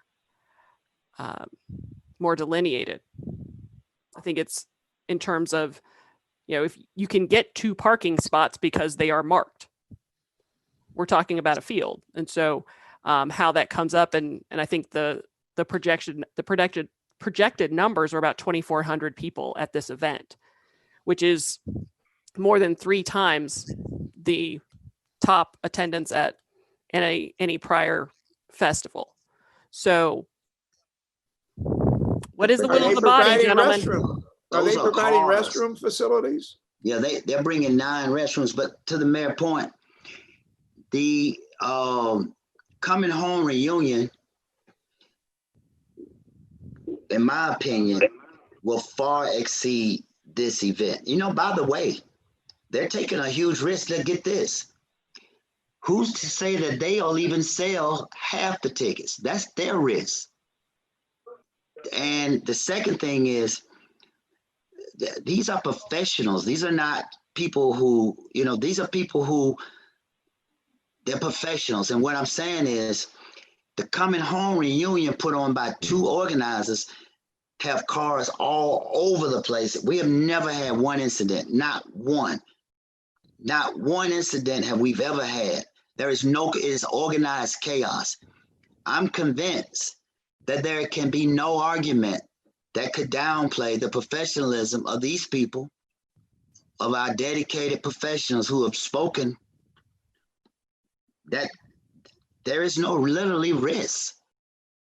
I would disagree that there's always risk. There is an inherent risk when you no get more than- 2,400 people in an area. And Deputy Chief McCrary was, she actually brought up the point that when you're dealing with vehicles in an area, you also don't know what people are bringing in those vehicles. Then we may So- need to evaluate the rest of the concerts, because I've gone, Deputy Chief McQuarrie, Yes, I've sir. gone to all of the concerts. I've not seen one College Park police. Not Right. one College Park police, because I know, but so my point is, I was It's just Clayton telling County. myself, I get it, but I'm saying is, I've only seen 2 police officers. There is no issues. There's narcotics, there's alcohol, I've not seen one incident. So all I'm trying to say is that it's similar suited. It's similarly suited. It is more than 2 officers. We do have officers roaming around. Okay. They just don't have on, uniform. Oh, okay, okay. Can I also interject, because the only thing that I can really see is the GICC is a more secure parking lot. You have secure entrances from one way or another, whereas the property that we're talking about, you have multiple entrances, and we will need officers there to control that traffic in those locations, especially so that your residents don't get frustrated with trying to get home if we have, because of lights and the intersections in those areas, trying to just pass through. And so we can also keep emergency vehicles to have them access to come in and out. GICC's property is just set up differently. Sure, It's well sure. lit, and they don't have dark spots and corners, like the property we're talking about. Well, by the way. And Deputy Chief, we have had to have EMTs to come through and the ambulance to come through for minor things, but we have had to have them to come through. Okay, okay, go ahead. Deputy Chief McQuarrie. Yes, sir. For the record, when Pam and I went to the second concert, I had just gone to a funeral. I had to leave. I just wanted to check it out. There was no way out. The 18 acres, and I don't know why the city manager has not seen this, but these guys have done a schematic, Councilman Clay, of the entire 18 acres. It is extremely professional. Deputy Chief McQuarrie, it has 4 ingress and egress, 4. Yes, We've sir. also had the exact same amount of cars at our festivals. The exact same. The last festival, we had the exact same amount of cars. So I can understand, we're not talking about more cars. The last festival Roderick Gay and Ward 4 had was the exact same cars. I would ask again for maybe the occupancy, the expected occupancy, About because 2,400. right, I was told it's like 2,500 and about 638 cars. No, you've been told wrong. That's what's in the contract, sir. I don't think we've had that many cars at our festival before. We've had a lot of good sized festivals, but I don't think there were that numbers. Well, that's why I'm asking. Maybe I have the wrong numbers, and maybe you could tell me. So I know that when we've had because I know when we've had the festivals, you've always helped with my traffic control, correct? Yes, sir. Yes, sir. Yeah. And you know what good job we've done together, correct? Yes, sir. So listen, I represent myself first, Councilman Clay. My name is on the line, my reputation. I represent myself first. I represent my family first. I represent my ward and I represent my city. At this point, it's not even that we have to have the concert. Quite frankly, we don't have to. What I'm simply saying is, I feel like we've obligated these gentlemen. I don't think our politics and our concerns is their consequence because they've already moved forward. So I'm just trying to find a reasonable way to make this happen. I just don't know if they can sell all those cars. That's the point. We didn't obligate them. Yeah, exactly. You obligated them. You obligated We did us. not. In good faith. And In good faith. that is the problem. Like they've Okay, put out all this Mayor, stuff. So is there a motion? We're beating this to death. I think We we need are. to call the question. Agreed. And see if there's a second to allow it to go forward, or let somebody propose a motion, see if there's a second, and see where it goes from there. All right. Councilman Clay, I'll make a motion that we amend the contract and use one of the contracts that the Georgia National Convention Center used for the parking lot to answer most of the concerns we have, contingent on Biden's approval on this Thursday. Is there a second?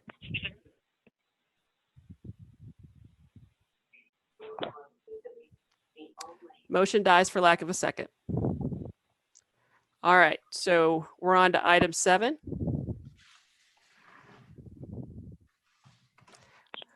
We have a public hearing to consider the rezoning of 3907 Main Street from DC Downtown Commercial to C2 Community Business Zoning District.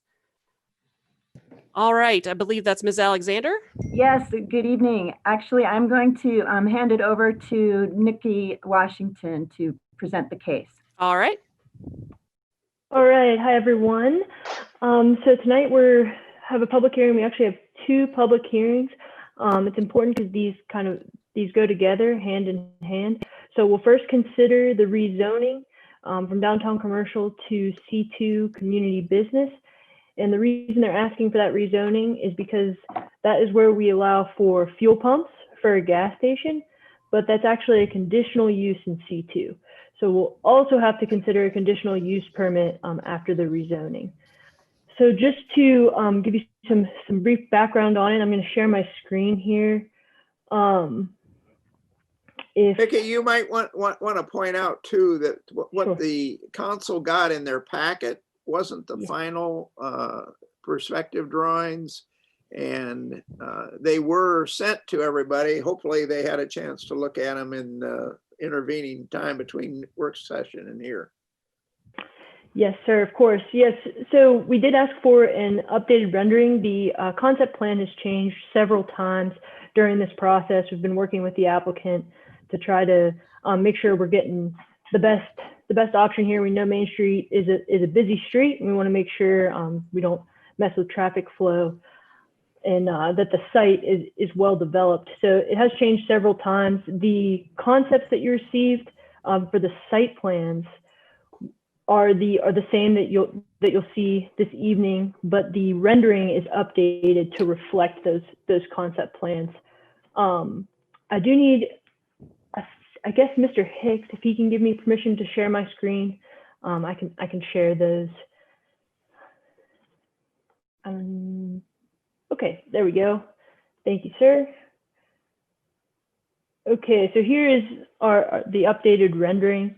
Hopefully everybody can see that, showing the new concept plan, which they provided 2 options here. So we have option 1 here, where you can see the sidewalk along Main there in the landscape strip with some tables and some outside field there. We were going for kind of the parklet feel.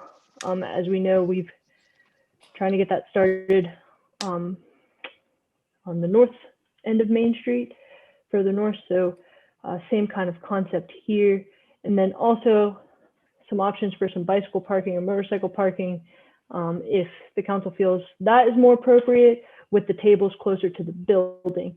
So 2 different options there. We can work into to make one of these Exhibit A when this is passed, or when a motion is made, I mean. And this is the rendering here. So the applicant is online as well for questions. We did have some concerns about the signage. So I would like to point out that in your packet, one of the conditions does indicate that the signage will not allow pricing. The applicant relayed to staff that they felt that was a deal breaker for them. They weren't willing to adhere to that condition. So we did alter the condition slightly to read. I will share what that will look like, just so everybody is aware.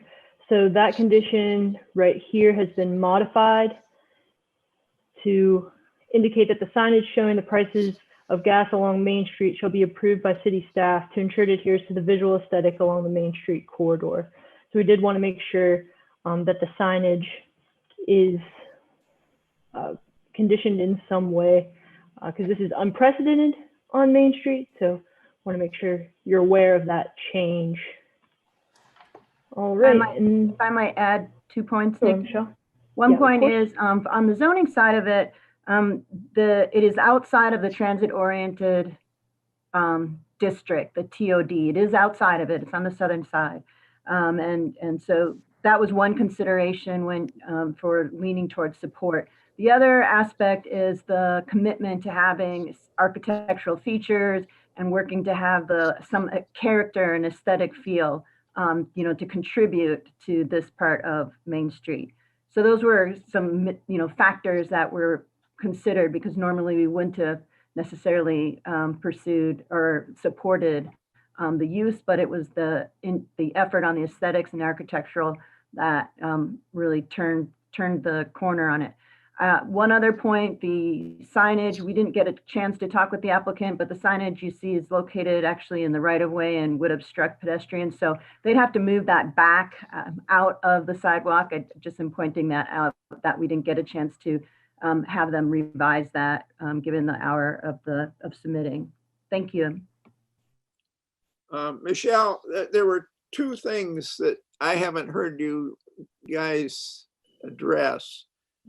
One is the actual lettering, the characters in the gas pricing. Are they illuminated or not? That issue is not clarified at this point. I think maybe it'd be appropriate for the applicant, if that's acceptable to council. I don't have the information on. I know the sign is not supposed to be lit with a floodlight. Right. But are the characters electronic, or are they, I don't know, plastic characters that you slide in? Because the electronic characters give a different look and feel to things than the non-lit characters. Sure. Councilman, can I answer that question? Can you hear me? Yes, we can hear you, and you may go right ahead and answer the question. Thank you so much. So 2 things I want to address. Michelle, you were correct about that right of way. So this is just a conceptual drawing of the sign. Obviously, we'll work with the city planners, the DOT, and move it where it is not in the right of way or obstructing anything. Perhaps where that bike rack is, or somewhere, where it's approved. So that will be a non-issue. We are going to work with you. We have been all along trying to do that. And Councilman Clay, to answer your question about the illumination, we will have to have some kind of electronic characteristic so that we can easily change from inside, because these days and time prices of gas generally change multiple times in a day. Okay, However, I understand that, and that's not a surprise actually, but I wanted the council to hear that, because that is something that they may or may not react to on Main Street. yeah, so let me also clarify one thing. This will not be a traditional fully lit sign where you have the background lighted and the numbers lighted in a different hue. It would be rather more an opaque sign with only the characters lit up. Okay. Thank So you. that way it's like, it will be single string or something, so it's not creating any glare or stuff like that. Okay, any other questions? I have a question. As far as the tenants in the building, what type of control does College Park have? I mean, can they just put whatever they want in the building? I mean, can it be, convenience store, or does it have to be what kind of controls are there? So So Councilman, Sorry, go ahead, Michelle. no, that's okay. I was just going to say what's proposed is I'll bring it up here, is for a 3,600 square foot convenience store there, and then a 2,400 square foot food or retail space here. The applicant hasn't committed to any specific retail partner or food partner at that location, but this will be a 3,600 foot convenience store is what's proposed there. I want to say that we've had an excellent working relationship with the gentleman involved in this. And I think in the discussion, I think your intent was not to have an Arby's or a chain store there, but to have something that has a more of a hometown feel kind of thing. I don't know whether it's going to work out that way, but the only signage you're going to have is a signage on the corner. So if you wanted to put in a McDonald's there wouldn't be any golden arches. Agreed, Councilman Clay. So as I had shared in the past in our one-on-one meeting, when we developed one of those bus stations in Alabama, it was completely a unique way of architecture where we put a Dunkin' Donuts inside of an old bus station, trying to leave all the characteristics in there. And even that franchise was willing to work with us because they wanted a footprint in a historical setting. So whatever comes in there food-wise, we are trying to negotiate and talk to various food marketers. It could be private, it could be a larger chain, but regardless of that, our commitment is to make it look as if it was part of downtown the way we want to look at it. We don't want to add too many signs and arches or whatever that may be the concern. And might I say, I did look up the Dunkin' Donuts project, and it's really beautiful. Thank you, Mayor.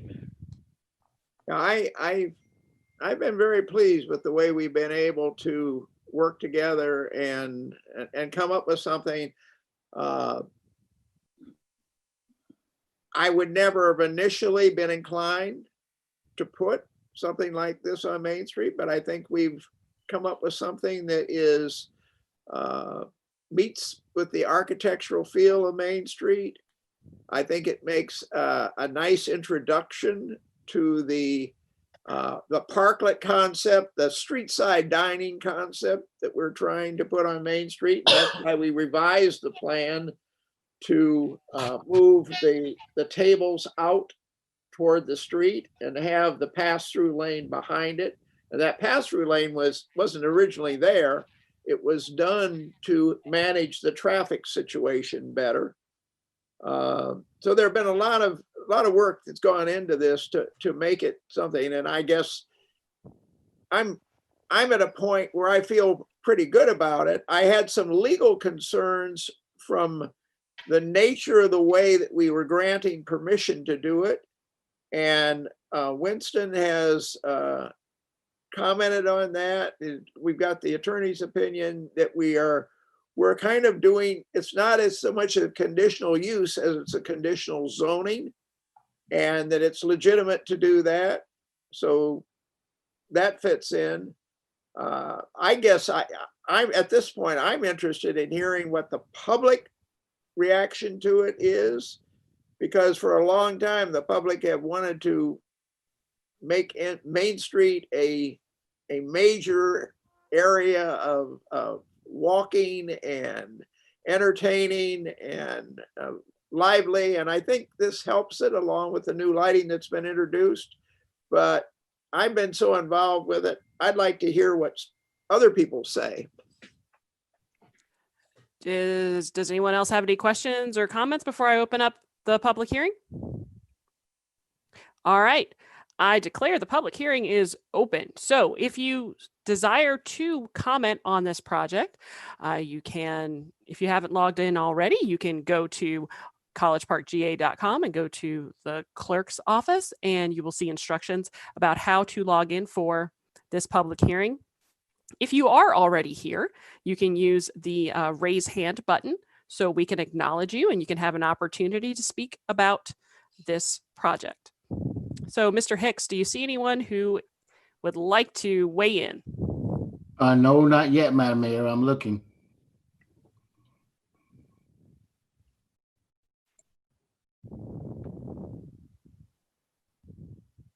No one has raised their hand yet. Okay. Nothing in the chat. All right.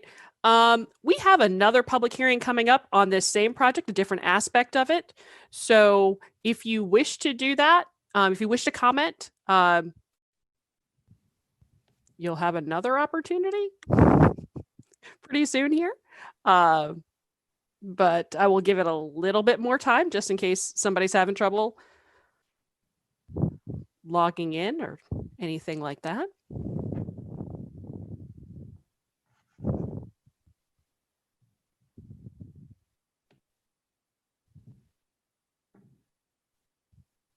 All right.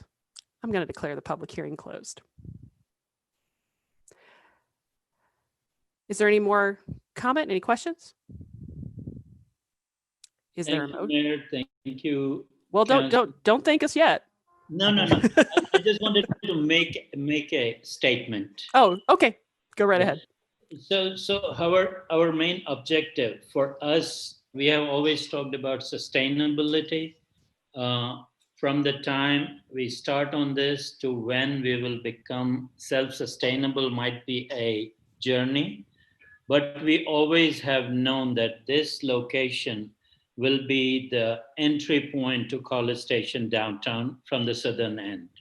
And for that reason, we have spent countless hours to make it pleasing, make it beautiful, and make sure that the College Park downtown character is maintained. And I want to really thank you all for putting in your comments, your concerns, so we could address it beforehand and present something that would bring a lot of value to the neighborhood. And with that, I think I want to thank again. I'm done. Okay. You know what? I am getting notifications that people want to comment, but they can't find a link. So Ms. Moore, can you give us a little bit more information about where to find the information to log into? Yes, the information is always posted in the same spot on the city's website under council meetings. You just go to government and council meeting and it's posted right there on that page. But also, as a backup, it's also posted on the top of the agenda for a regular session. So if you look at the agenda that is posted online, you will also find the link and the instructions how to participate in the public hearing if you choose to do so. Okay, so it is government council meetings. And you scroll down and there's a public notice. And if you go scrolling down into the public notice, it says public hearings and there is a link. And because, thank you, Ms. Moore. And because I did hear from some folks who were trying to get in, I'm going to reopen this public hearing just out of the sake of fairness. And we probably have some folks that have logged on. Mr. Hicks, do you see anyone? No. Nope, same 4 people has been in the attendee box. Okay.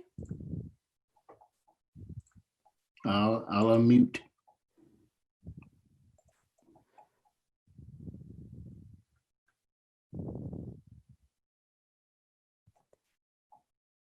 I must say, I'm always curious about when that picture of snow in front of City Hall was taken. It's like that's that one shining moment in time before the temperatures raised enough that See someone named Kathleen. Okay. Just join and they can unmute their mic and talk. Okay. Looks like Mary Sheffield. All right. Okay. Ms. Sheffield?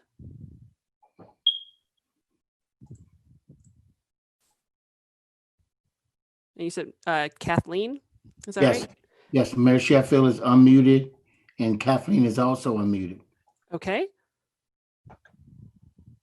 Ms. Sheffield?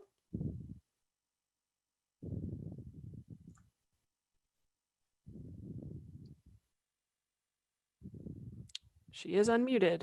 Yes, Or Kathleen? Kathleen is also unmuted. Good evening. Thank you, Okay. Mayor and Council. Can you hear me? Yes. Okay, excellent.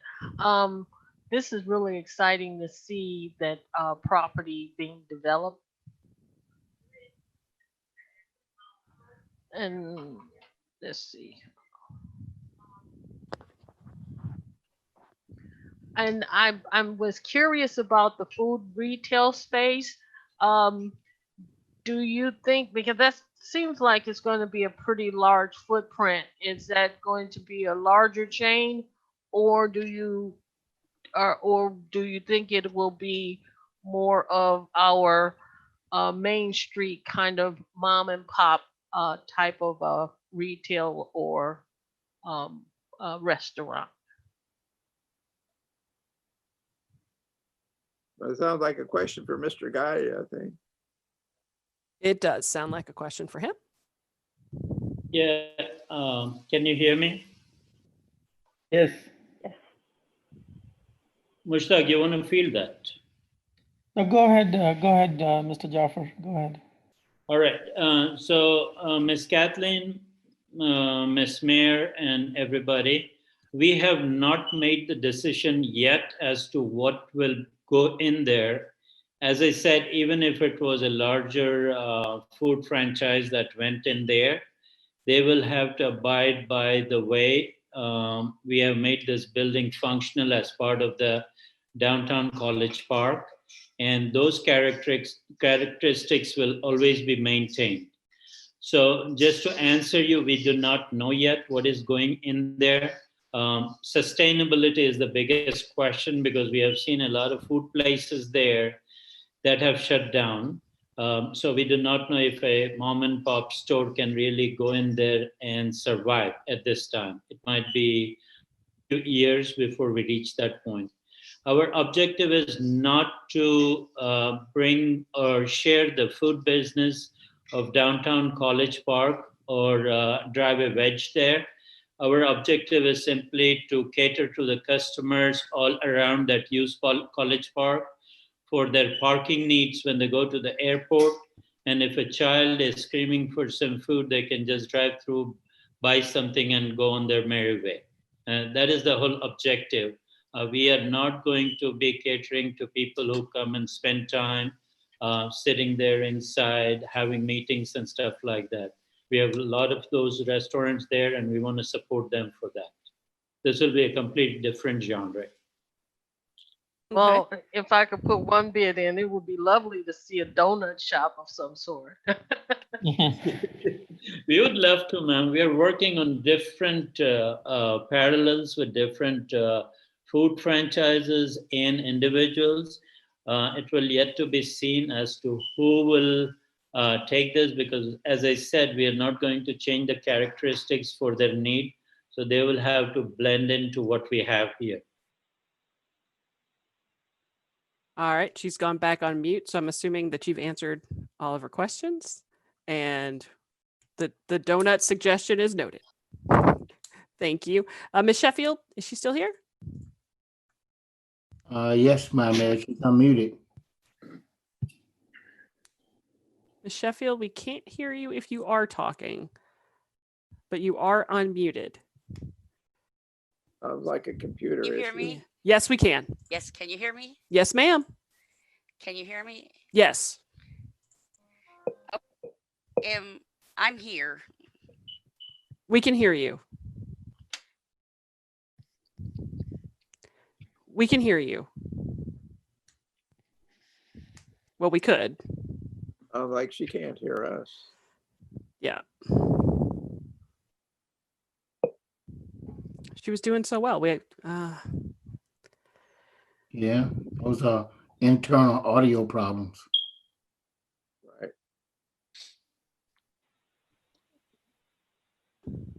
All right. Want to try one more time, Ms. Sheffield? If not, why don't you go ahead and if you could add something in the chat box. That way we can, here we go. I have concerns about a gas station on Main Street.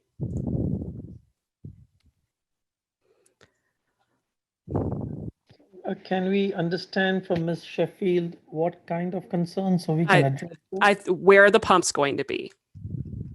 Okay. And the pumps, obviously I'm not the developer of the project, but they're sitting behind, they're proposed to sit behind the convenience store and food retail. And there's a cursor going around the area in which the pumps are going to be located. And Ms. Alexander, I know that, or Ms. Washington, I know that you discussed this in your preparation for this, that that is part of the, that's part of the deal. They've got to sit back behind the building because we are concerned about the aesthetic issues surrounding that. That's why we wanted to have the perspective view of the north side of the facility, the north and east side of the facility redone. And Mr. Gaffidia did have that done, and that is in the packet. And if you could show that again, Nikki, bring up the perspective view. And if you look way off to the right, you'll see where the car is coming out. And if you look to the left of that a little bit, you can see just a little bit of the pumps. And that's exactly what we wanted. We did not want the pumps to be visible, readily visible from Main Street. And that's why it became essential to have a sign out there that said, we do have gas here.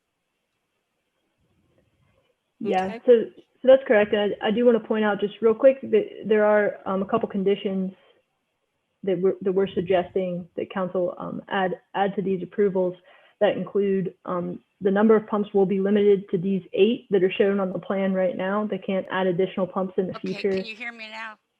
Yes. Ms. Sheffield, yes, we can hear you. Could you But hear, she Mary, she could you can't hear hear what us, we I don't just think. said?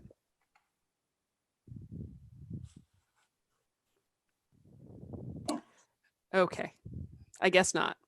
I can email Ms. Sheffield also. Ms. Washington, why don't you respond in the chat box, and we can go from there. Do we have anyone else that wants to comment? Yes, Madam Mayor, there's someone named Tracy. Okay. All right. They're unmuted. Yes, can you hear me? Yes, sir. Yes, I was just wondering, could we do something better than a gas station on Main Street? We have a gas station 4 or 5 blocks down the street. And so I was just curious as why we want to put another gas station on Main Street when we have one maybe 4 blocks down the street. And if we give this gas station permission to do something with the signage that we have rejected other gas stations who have asked for in the past. So those would be my 2 comments. All right. Thank you, sir. Anyone else?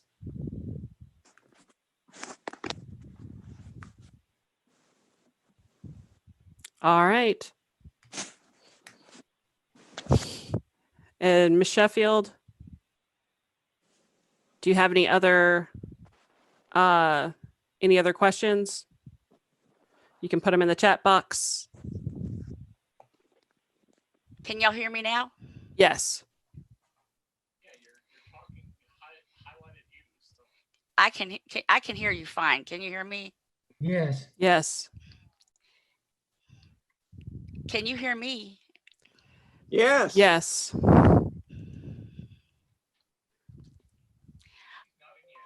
Okay, my biggest concern,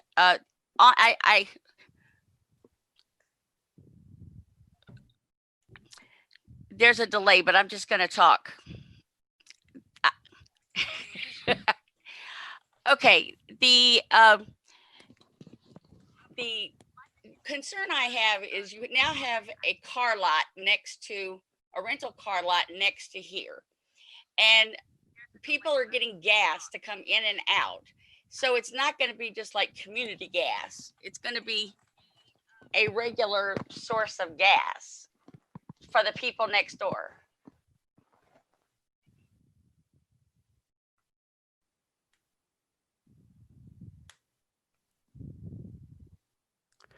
Okay.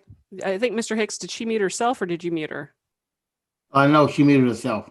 Okay. But did not. There's someone named Delia.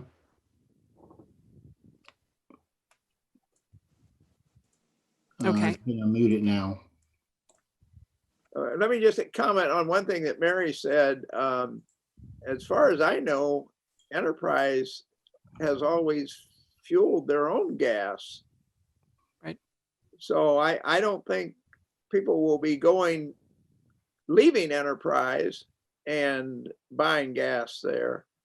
They may, when they return, stop off and fill their tank up before they go to Enterprise. But that brings more revenue into the city when they do that.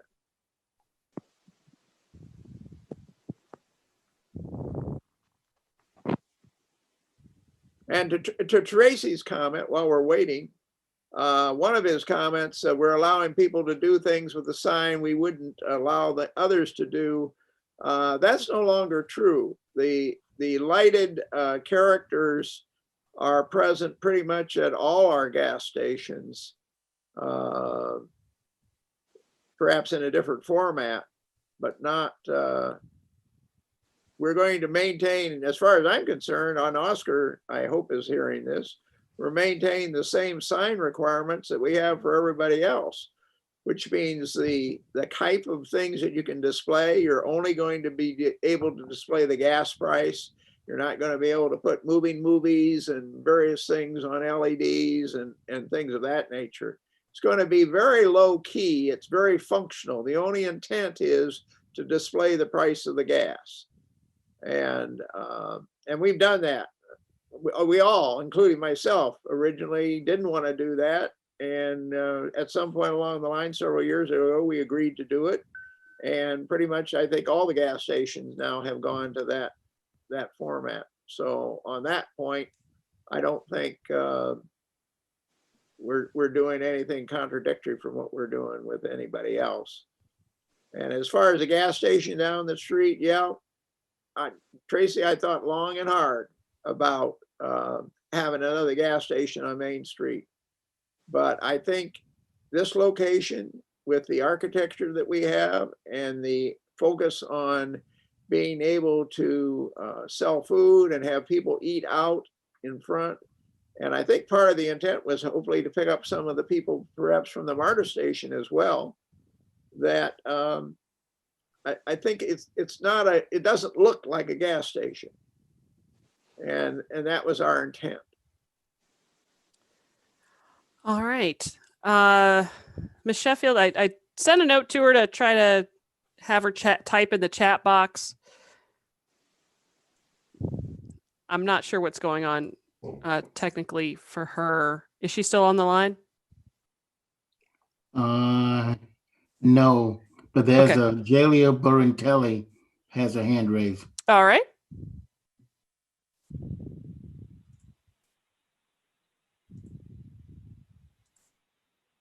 I think Mary was probably trying to listen to the YouTube or Yes. the other version, and that's why she was getting a delayed echo.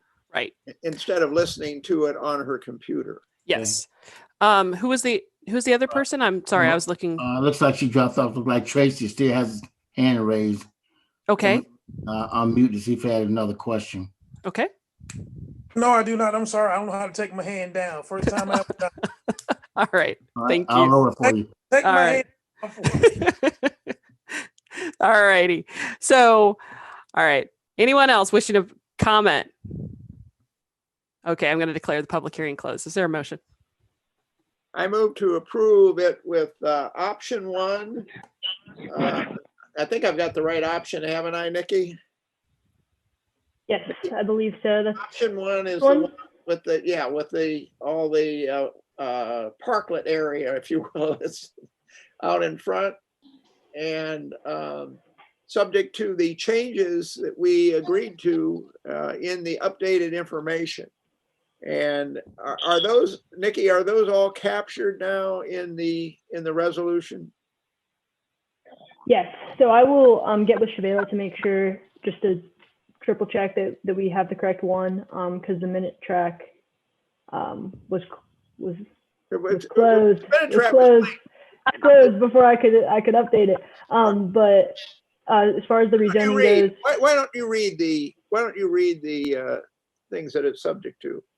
sure, yeah. So this is for the rezoning. So for the first thing, this will be all uses listed as prohibited in section 3.11 of Division 6, that's downtown commercial, of Article 3 in Appendix A of the zoning code, shall continue to be prohibited on this property with the exception of a drive-through restaurant. So that's everything that's now prohibited in DC commercial will continue to be prohibited on this property.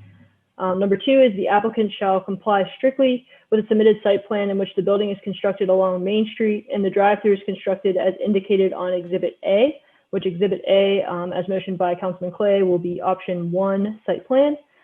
Auto-related uses permitted in C2 are prohibited on this property, including but not limited to new or used automobile, small vehicle sales, display of automobiles, automobile repair and servicing, automobile brokers, or automobile wash and detail.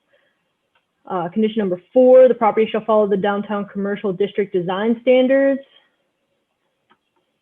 Condition number 5, the architectural facade materials shall be limited to brick, stucco, fiber cement, or similar alternatives to be approved by the city planner. And condition number 6, there shall be no new curb cuts added from Main Street to this property. So it'll still just be the one curb cut. Nikki, will they have beer and wine? I'm sorry? Will there be alcohol sold? I believe they are going to apply for a beer and wine license to sell at the convenience store. They did provide a survey for the property. So I don't, it looks to me like they meet all of those requirements, unless you have a concern. I don't know if it's, I know the last council had a moratorium on any other alcohol licenses. That was something we may want to look at.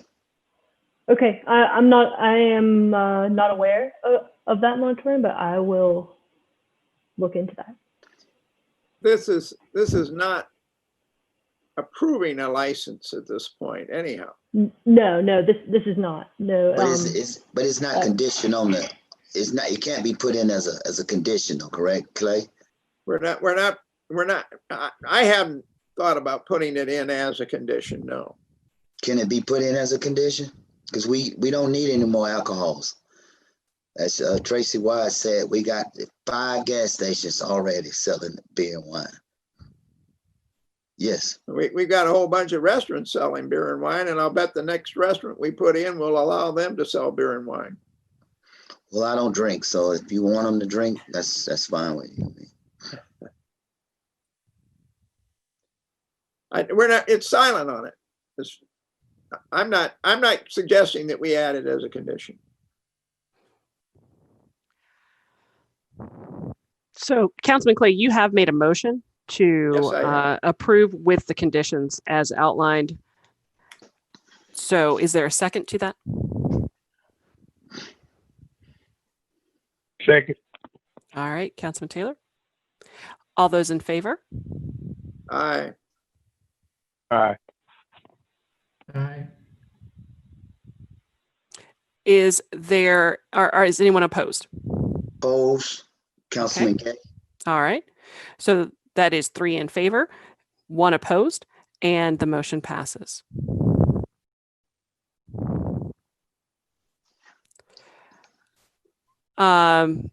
And our next item on the agenda is it's another public hearing. Let me get the language right. I think this one's for the gas pumps. Yes, it is. Sorry, I have to scroll up in my agenda. Usually Ms. Moore is the one that helps me with this, but we're going to be looking at the same thing, so it doesn't make sense to take us off. I need to share my screen again. I don't know who has. That's okay. That's all right. You don't have to. It's just going to take me a second to get back up because I was several hundred pages in. Okay. It is a public hearing to consider a conditional use permit at 3907 Main Street for fuel pumps in the C2 Community Business Zoning District. The Planning Commission heard this case at their August 31st, 2020 meeting and recommended approval with conditions. Ms. Washington? Yes, so with the C2 zoning, the gas pumps are a conditional use. So they will have to get this approval to have these gas pumps on this property. We are recommending some conditions for this, including that this will be conditioned to this site plan. So that will require that these pumps be located in the rear of the property back here. And it'll also limit the amount of pumps. So it'll limit them to these 8 pumps shown. That's these 4 stations with a pump on each side. So you can pull up on each side of these pumps here. I will pull up the conditions as listed. Since we were talking about this earlier, there was a small change from, well, not too small, I guess, from the original packet ordinance that was listed concerning the signage. So those are the first 2 conditions that I just discussed. The third condition is that the site of development along Oxford shall be developed in accordance with the Main Street design guidelines and shall include sidewalks with pavers, lighting, and street trees to create screening for fuel pumps at the rear of the property. And condition number 4 will be that the applicant provide a landscape plan, including specifics on the types of plantings to be approved by the city engineer.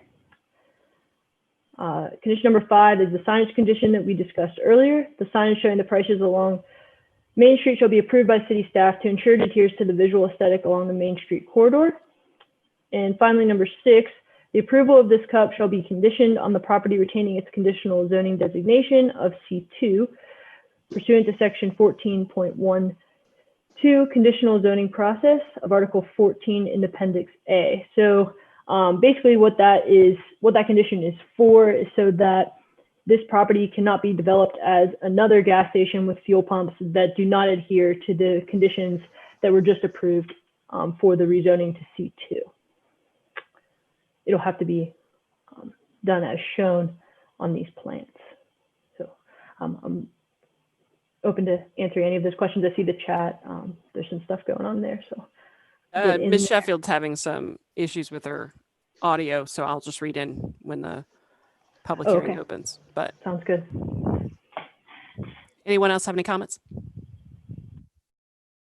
All right, hearing none, I'm going to declare the public hearing open. And Ms. Sheffield indicated her concerns related to the traffic between the gas station and the car rental next door. She's also concerned with the traffic in and out. She trusts Councilman Clay and Mayor Motley Broom's opinion on the aesthetics, I'm presuming, if it's done really well and maintained. She wasn't really hoping for a gas station. So Councilman Clay, I think you've spoken to the in and out traffic, and I know that Mr. Jones, it's one of the things that you've talked about in relation to this as well. And I know that you and I have had conversations about that traffic flow. But I think the challenge might be at that, we're not going to, one of the conditions is no additional curb cuts. And so, and this is not really in relation to tanks, but that left-hand turn in, if you're heading north on Main Street, might be a little tricky. So there are issues that we're going to have to address there. I mean, it could, but there's also a turn lane, which will help people making that left-hand turn. So I think that they are not concerns that are insurmountable. And if Mayor, are you talking about the turn if you're in the facility and now you're trying to get out onto Main Street and go north? No, sir. I was talking about the turn if you are headed north on Main Street from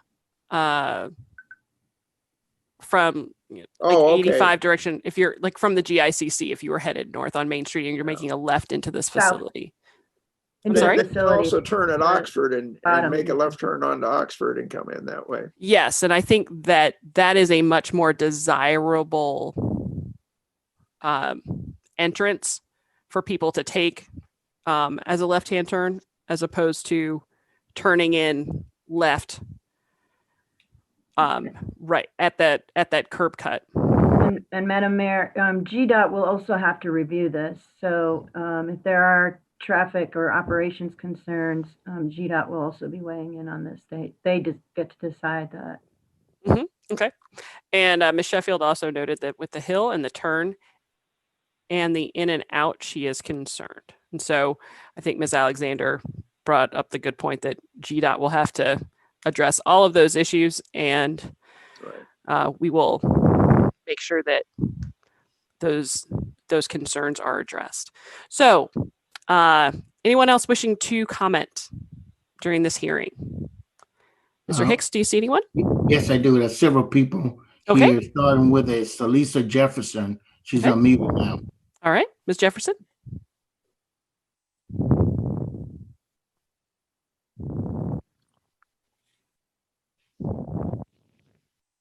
Ms. Jefferson, can you hear us?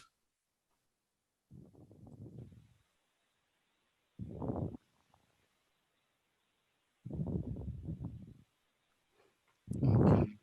Well, all right. There's also Kathleen. Okay. Okay, I think it's more of a city question. If I'm thinking about the hotels that are south of this facility and the opportunity of having a safe walk passage from the hotels to this facility, because you'll have guests from the hotel that may want to pick up wine or whatever, or if they forgot toothbrushes or whatever. Is there going to be better lighting on the south side of what's that, Camp Creek and sidewalk? But it's not really associated with this particular project, but recently we have improved the lighting. I don't know how recent your experience with it is, but we have improved the lighting all the way down to the eastern entrance that goes in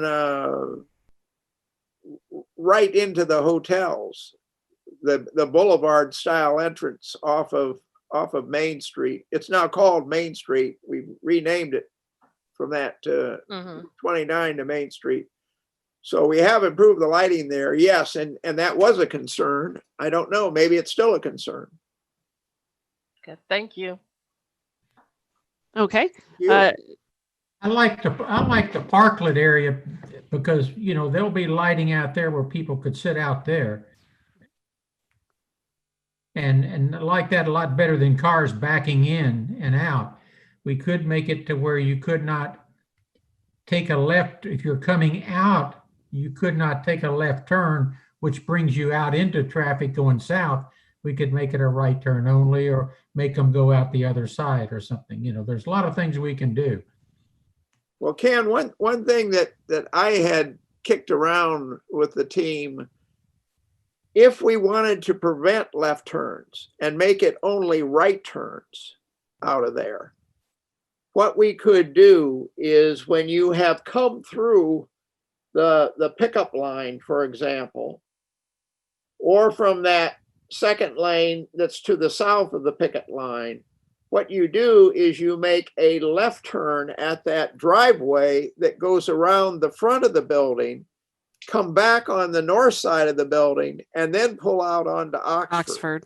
And you could put appropriate signage and dividers there so that there would be no left turn going north from that particular exit. You'd come around and come back on Oxford. And in fact, I had even considered a possible another curb cut right off of Main Street on Oxford but everybody is arguing that's too close to the intersection and it would cause a traffic problem there. So we bring you all the way along the north side of the building and then pull out onto Oxford. And then when you go out on Oxford, you can either go north or south onto Main Street. Okay, gentlemen, I want to make sure that everyone gets an opportunity to comment during the public hearing. And Ms. Jefferson, are you able to hear us? Ms. Jefferson?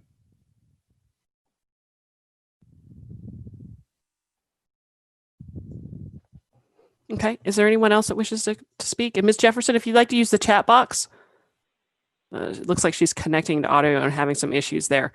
So if you want to use the chat box, I'm happy to read your comments. Does anyone else wish to comment?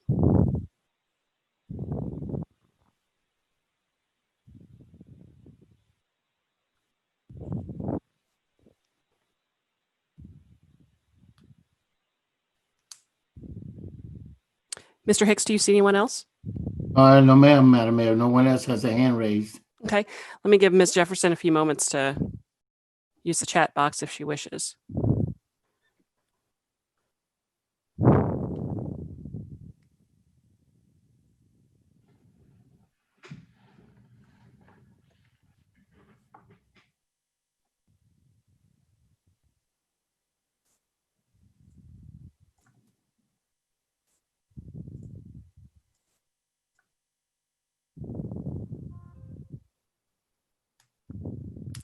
Okay.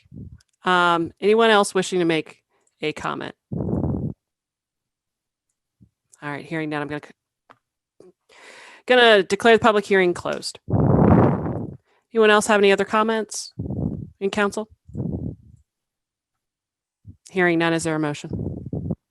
I'm ready to move for approval then, All right, is there a second?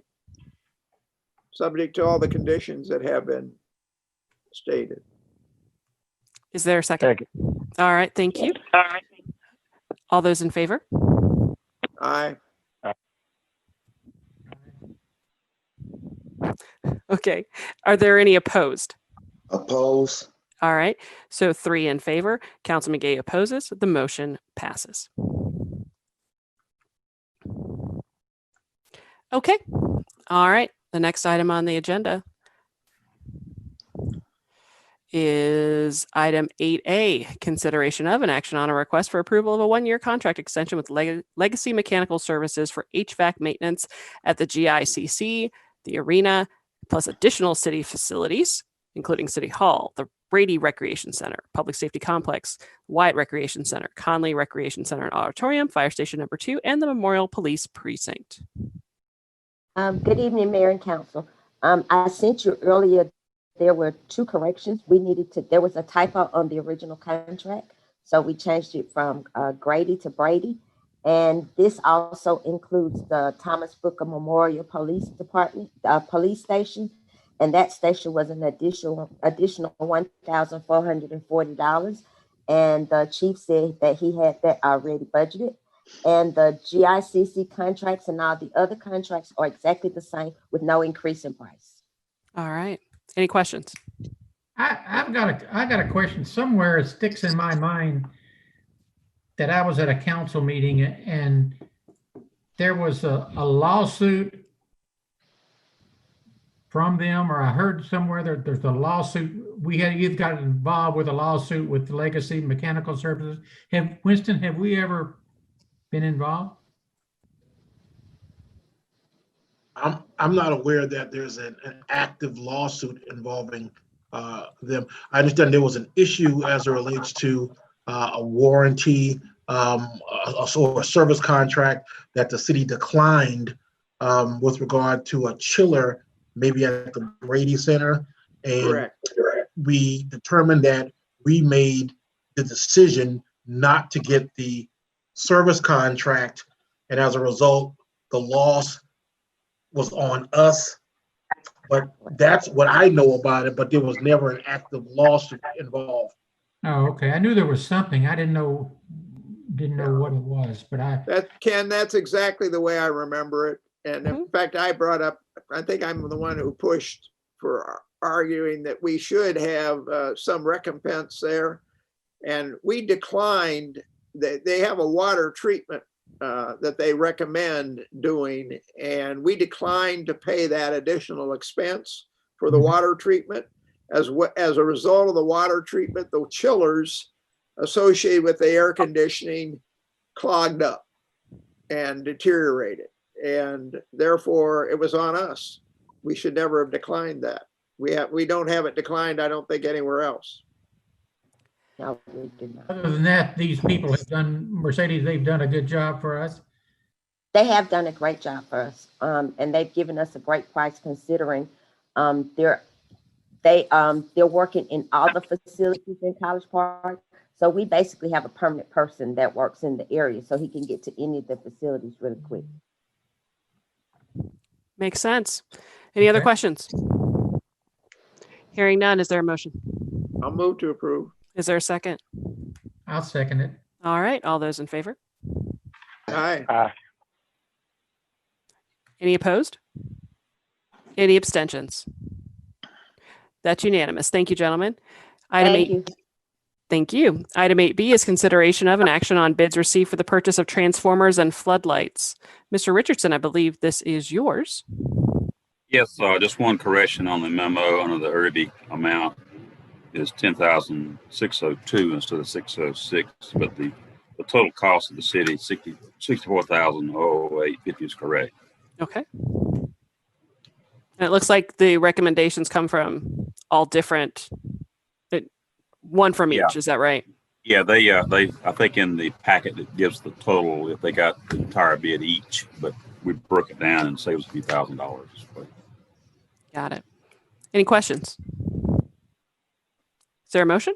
I'll move to approve. Is there a second? I'll Second. second.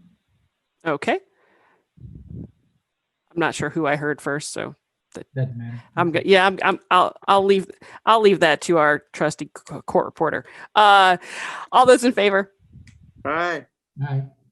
Aye. Any opposed? Any abstentions? Motion passes unanimously. Thank you. Item 9A is consideration of an action on an amendment to the alcohol ordinance on drinking in public or in public facilities to permit alcohol consumption on parklets. Is this Mr. Moore or Mr. Denmark? It should be Mr. Denmark, however, by way of introduction, this is really in response to direction offered at the most recent previous city council meeting with regards to parklets and creating an environment for alcohol consumption respectively in connection with the Remain Street organization's recommendations to do so. So Okay. this is a necessary amendment to the ordinance to that effect, and likewise, I think it's fairly straightforward. It did look fairly straightforward. Mr. Denmark, anything to add? No, other than to say this is not New Orleans, Savannah style, walking up and down the streets. This is kind of confined to our parklet spaces as opposed to kind of general consumption up and down Main Street. Right. Understood. Any other questions? Any comments? Is there a motion? I'll move to approve. Is there a second? Second. All those in favor? Aye. Aye. Any opposed? Any abstentions? Passes unanimously. Thank you very much. Item 10A is consideration of an action on a request to approve a resolution authorizing the substitution of certain property within the Georgia Green Space Program and direct the College Park Business and Industrial Development Authority. Who's going to take the lead on this one? Is this Mr. Jones? Yes, ma'am. All right. The floor is yours. Okay. The city of College Park back in 2001, we signed an agreement with Fulton County and the Georgia Department of Natural Resources to set aside property within the city of College Park as green space. The city finds it necessary at this time to convert that property from green space to an alternative purpose. The process that we had to go through to convert this property from its current state to an alternative state is to identify if this particular property actually has to be converted. And we found that there are no alternatives available for us other than converting this property to a higher and better use. So what we've done, we've contacted the Georgia Department of DNR, by the attorney and myself, and we were asked to appraise the property that was actually set aside as green space, and we had to find alternative property that had a value at least equal to or more than the value of the property that was currently green space. We found that property, and we were also asked that we put this property out, that we put a public notice out, a public hearing notice out, in which we have done that in a timely fashion. And at this point, I will let the BIDA attorney, Dan Lee, I'll let him chime in on the process from this point. Mayor and council, it's good to be with you. As executive director has said, the discovery that this covenant for the green space was found by the purchaser of the 56 acres. And what we seek to do is to substitute a property that has a higher and better use for green space promotion. It turns out that some 13 to 15 acres of the 56 acres is a area that is a topo wise, it has a watershed that would protect the stream, the dry stream that affects this property, so that it is a better green space than that which was pledged back in 2003. What we would do is, after this public hearing, and you've heard comment from the public, or given the public a chance to comment, submit to the Department of Natural Resources this proposal to substitute property that is worth in today's dollars more than the property that was submitted back then. I would add that the discovery of this covenant on this property has revealed that there were 2 or 3 errors made way back when, and this will better clarify what property is in a green space and cannot be developed. So I would submit to you that it better suits the green space program for the city's sake and for the Department of Natural Resources. All right. Thank you, Mr. Lee. Appreciate it. Mr. Jones, anything else to add? No, ma'am. Since I made you come off of mute, I figured the answer was no. Did anyone on the council have any questions or comments? No, I got mine answered. I'll make a motion that we. Oh, wait, hold on. Before you do the motion, we need to have an opportunity for the public to comment on it. Okay. Sorry, didn't mean to cut you off there, but so we do need to have a public hearing on this. So I will declare it open at this time. So if anyone wishes to speak, they can go to the government and council meetings page and then scroll down to the public hearings and click on the Zoom link there. If anyone wishes to speak, they can raise their hand. Mr. Hicks, do you see anyone? No, ma'am. I'm looking. I'm waiting. Okay.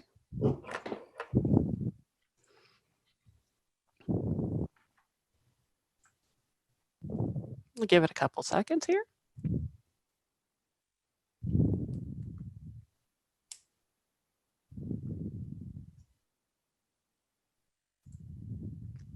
Anyone else join us?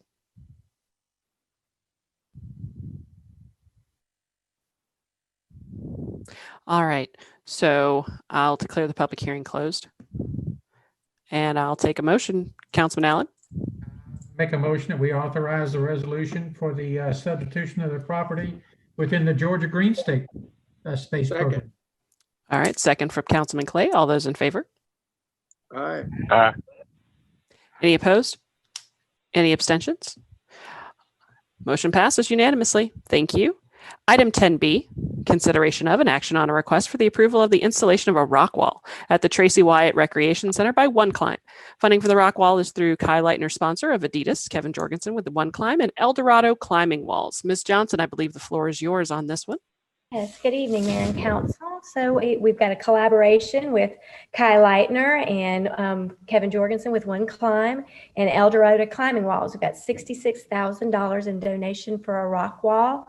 Proposed walls would be either one in the entrance for the Tracy Wyatt Center or one on the wall in the gym.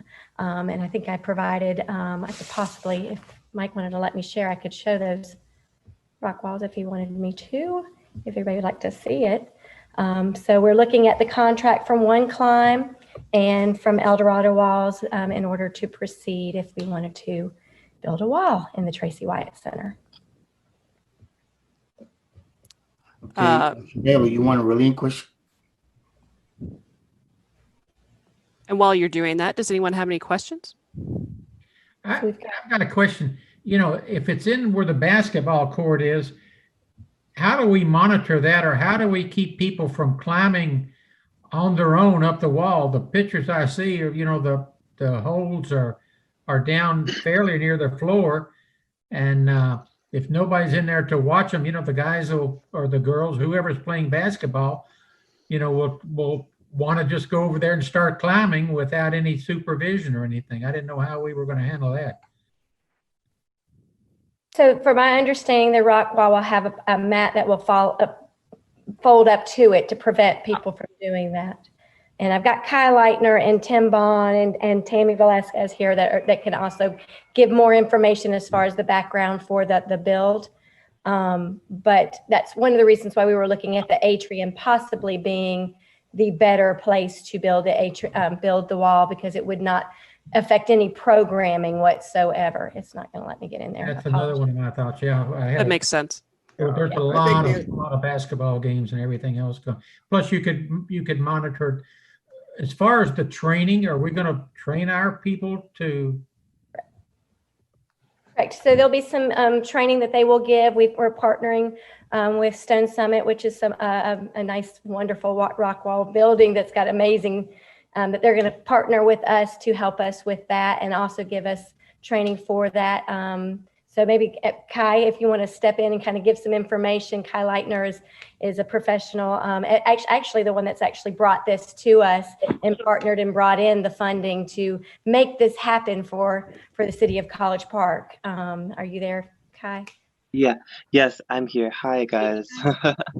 So in terms of the climbing wall and the training, the Stone Summit Climbing Center is like a world-class facility, and they have trained multiple world champions, and they have this really experience with not only the route setting aspects of putting the holes on the wall, but teaching people how to use the auto belays and such. And so they're probably going to treat it as a sister location and bring setters to the walls to make sure that the wall has holes on it and that people know what they're doing. And so that wouldn't be anything for you guys. I like it. I like it. Motion to approve. But hold on. Let's make sure that anybody have any other questions. And these belays that go, is there any thought about outside or inside? Are they only on the inside or what? Like the rock wall itself? Yes. Yeah, so the rock wall would be an artificial wall that's built inside the building. And so it would either be in the lobby of the building or attached to the basketball wall. So it wouldn't be accessible from the outside of the building. And they're hooked up through auto belays, which are these machines that automatically allow you to hook into them through a harness, which can hold like tons and tons of weight. So you are perfectly fine. And it will help you up, and then it will bring you back down slowly. And so it doesn't require a second person to belay, and it's super simple. All right. Any other questions? If we're going to have a motion, shouldn't we decide whether we want it in the atrium or the basketball court? It seemed to me, for the mentioned comments that were previously made, that we'd be better off having it in the atrium, where it was more easily observed. And also, I think the only disadvantage to the atrium was it couldn't quite be as tall. I think there was about a 5-foot difference in there, but it struck me the atrium would probably be a better location. I don't know what anybody else thinks. I would agree. I think, but I mean, it sounded like Councilman Allen was on the same page in atrium versus basketball court. Yeah, there's too much going on in the basketball gyms, and Councilman Gay, what do you think? A lot better from. Well, I can amend the motion, but where in the atrium? Which wall? It would be, One gosh, wall got glass, one wall, the wall facing Be you. the south it's, wall. yes, it's a south, south. Rock South. straight in, it'll be the wall from there and to the right.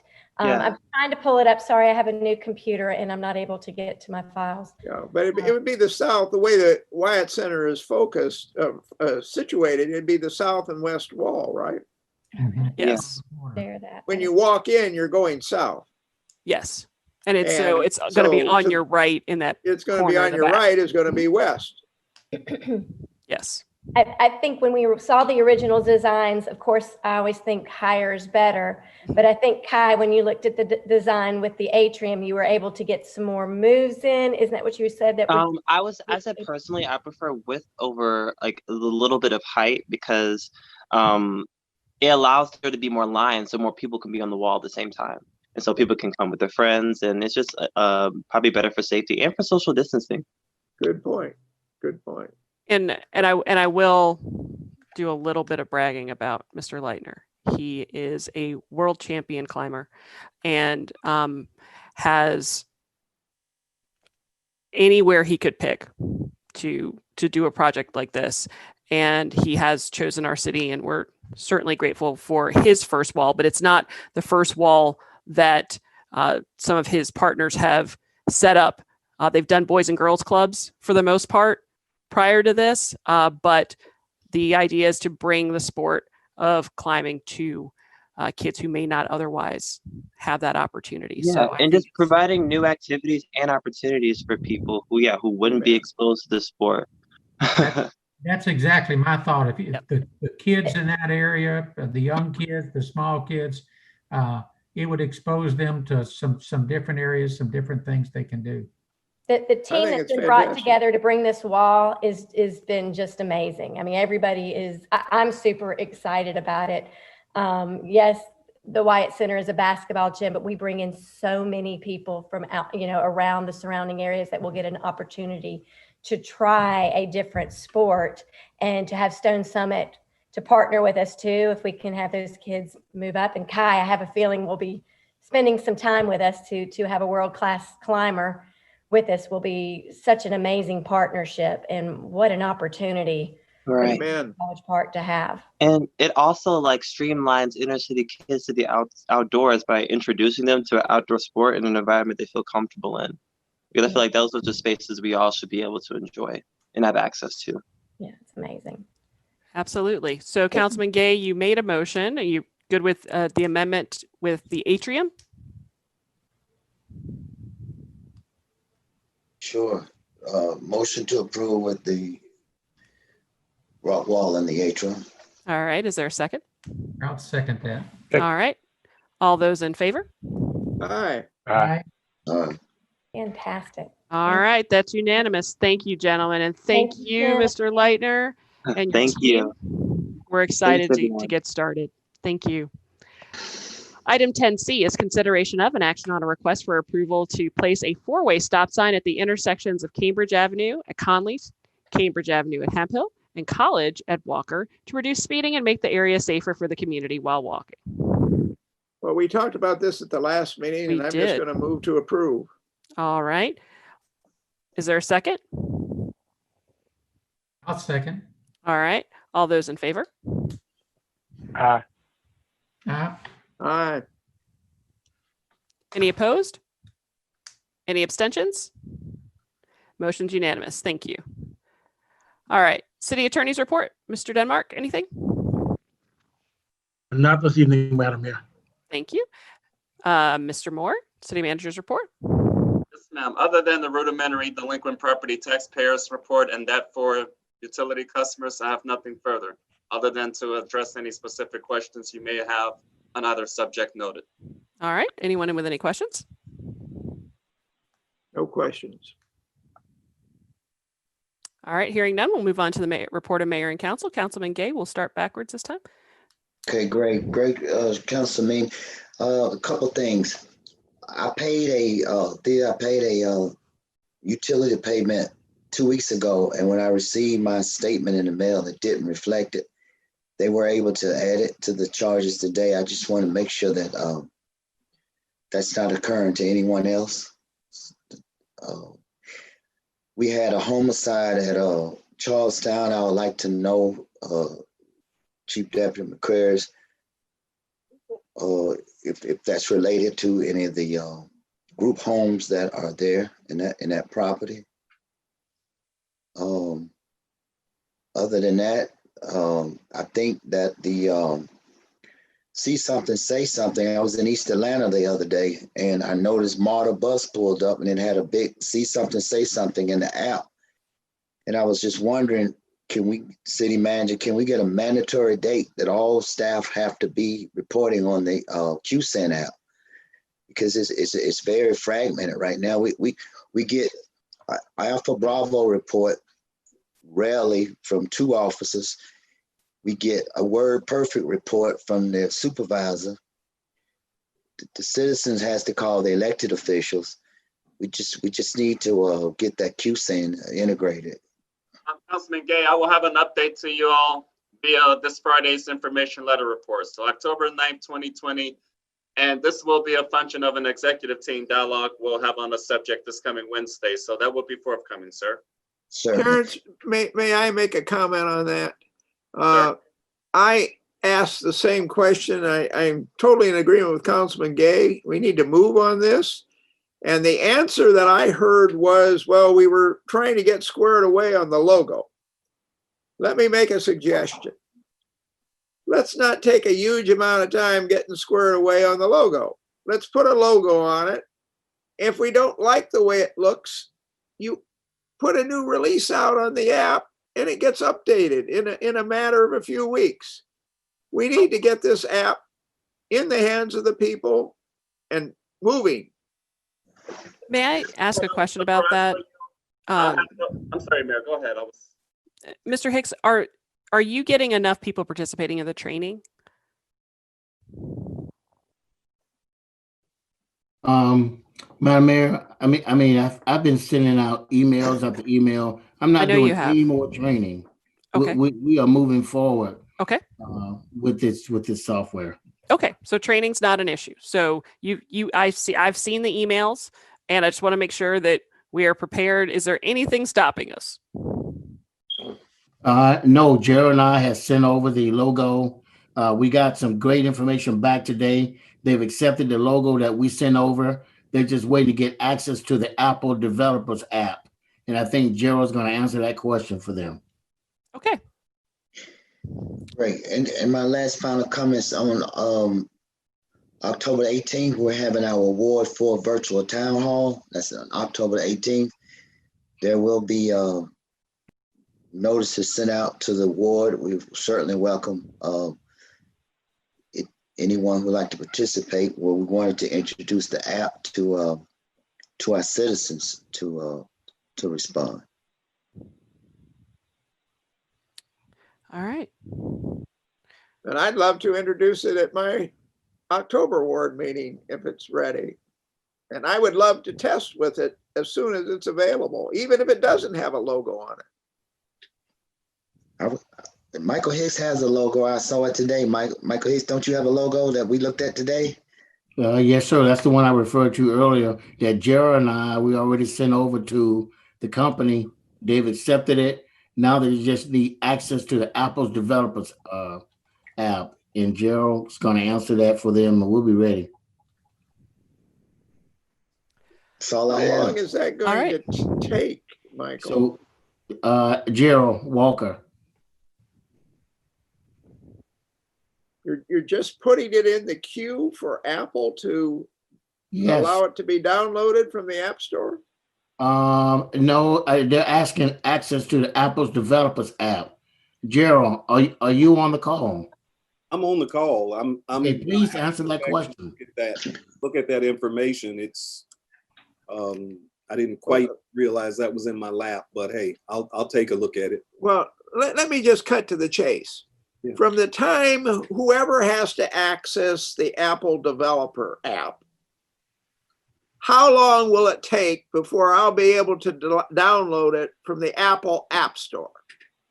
What is the number? Yeah, I mean, you guys have been working on the project for a long time. What does it typically take from when you submit it to when it's going to pop out of the store?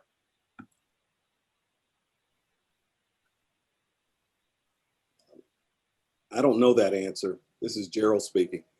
I don't know that answer.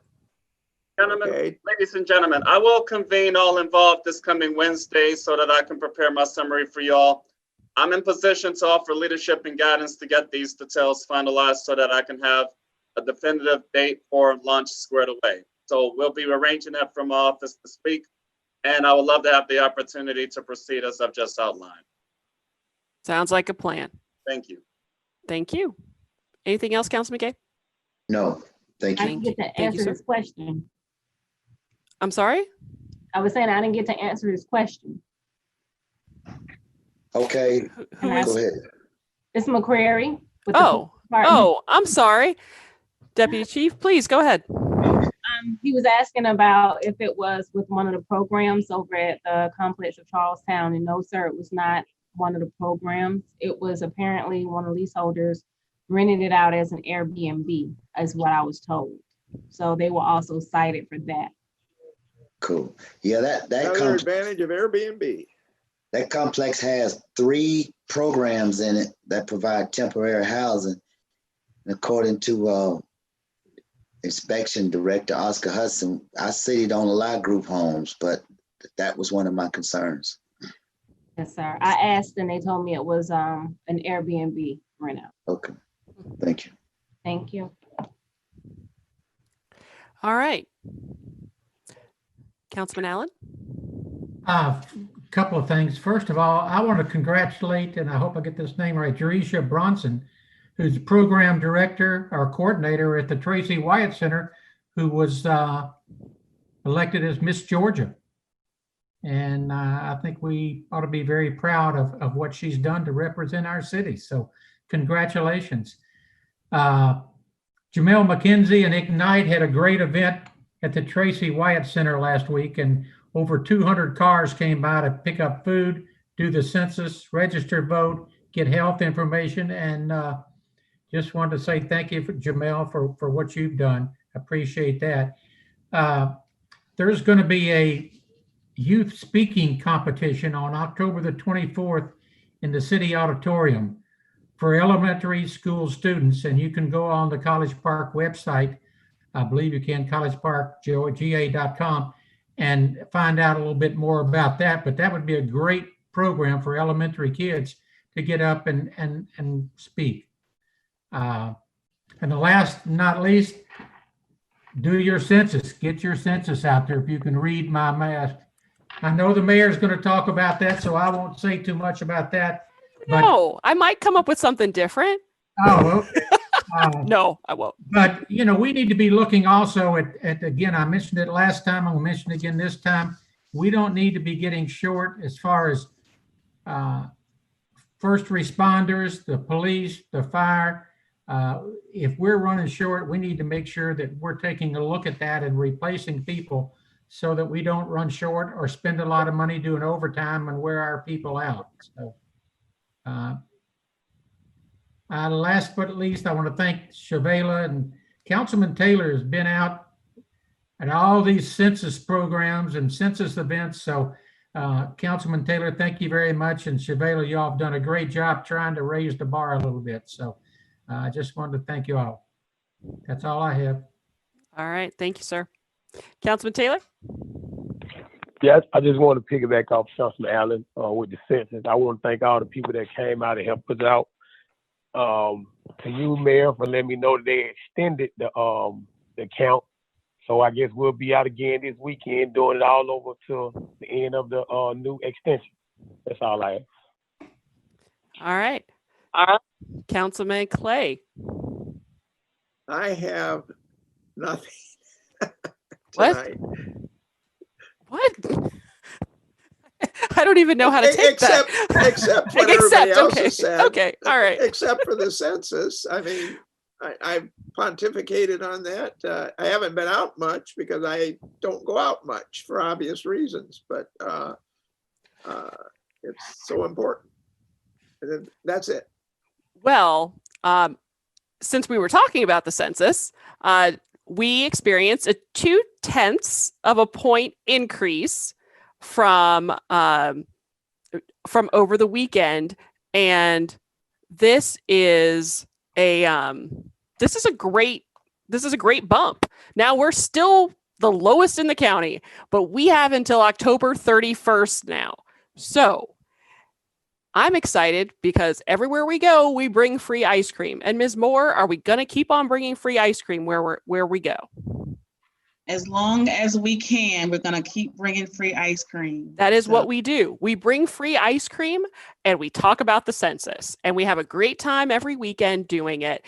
So we have an opportunity here to get our numbers where they need to be, to make sure that our city is counted and represented as much as we need to be in this upcoming census, because this money matters. This determines how we are going to be funded federally for the next decade. And I know you've heard me saying it so many times, but it is vitally important. I mean, I'll bring my dog again if you want. That's fine. You know, we need a census mascot. Whatever we need to do, let's get this done, folks. We can. And I'm so grateful to everyone that's come out. I'm so grateful to Ms. Moore and her staff and everyone on the Complete Count Committee for all of their hard work. So please just get out there. Just go to 2020census.gov or call the 1-800 number. It's actually 844, I believe. And just make sure that you've done the census, because it will mean so much to our community. The Citizens Police Academy is also starting, I believe, on the 15th. Is that right, Deputy Chief? Yes, ma'am. Are there any spots available still? We do still have some spots available. Okay, so it's a great opportunity to learn more about the people that make our city work and our dedicated public safety servants. So learn a little bit more about police and fire while you're there. It's a great opportunity. Is it 6 or 8 weeks? I'm sorry. Is it 8 weeks? I think it's 8. I think it's 6 weeks. Okay, 6 weeks. It might have moved to 8 with us combining with fire. Okay. But regardless, it's on Thursday nights, and it's a great chance to learn more about our city. And as we're moving towards, so, you know, one of the things that we talked about in the community conversations was moving toward a citizen review board, and folks who would be involved in that would have to go through the academy. So to get a better understanding of how our systems work. So if you're interested in one of the things, you got to participate in the other. So there's still time left to sign up. And gentlemen, we talked about this 2 weeks ago, and we haven't brought it up tonight, but Halloween.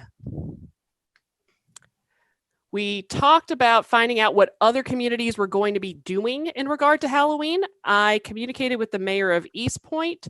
She said that they are likely going to have a drive-through/walk-up candy giveaway, kind of like the food distributions that they've been doing, but wouldn't be doing traditional door-to-door trick-or-treating. So we are getting pretty close to that time. I know that there's some folks that have reached out to me asking us what we're going to do as a city in regard to that. I know the CDC has come out and not recommended door-to-door trick-or-treating, but I think it is something that we need to discuss as a body. Yep. I'm not highly in favor of it. I can tell you that much.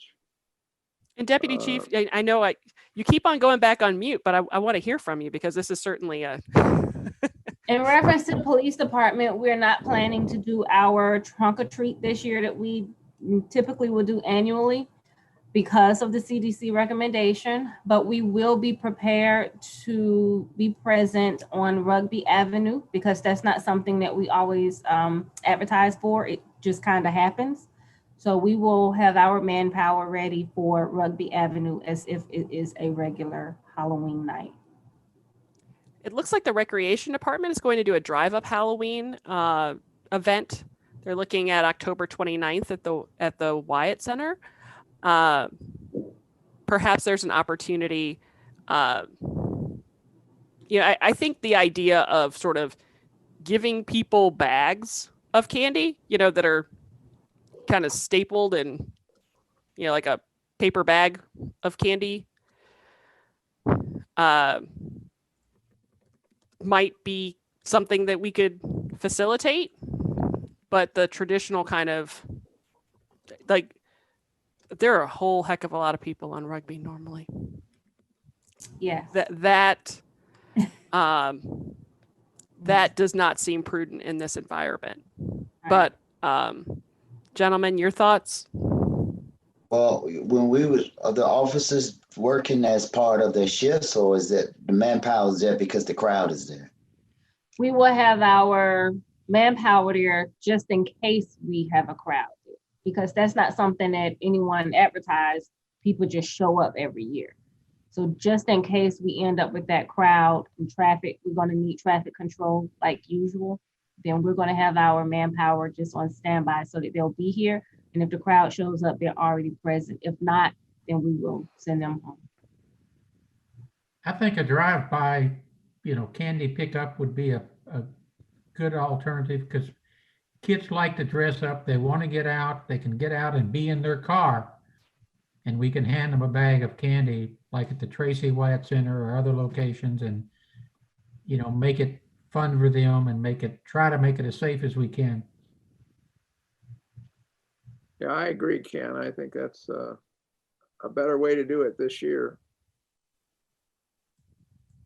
We ought to get the word out, though, to all the homes that may or may not be stocking up on candy, or we're going to have a lot of overweight adults. I think COVID's already contributed to that. But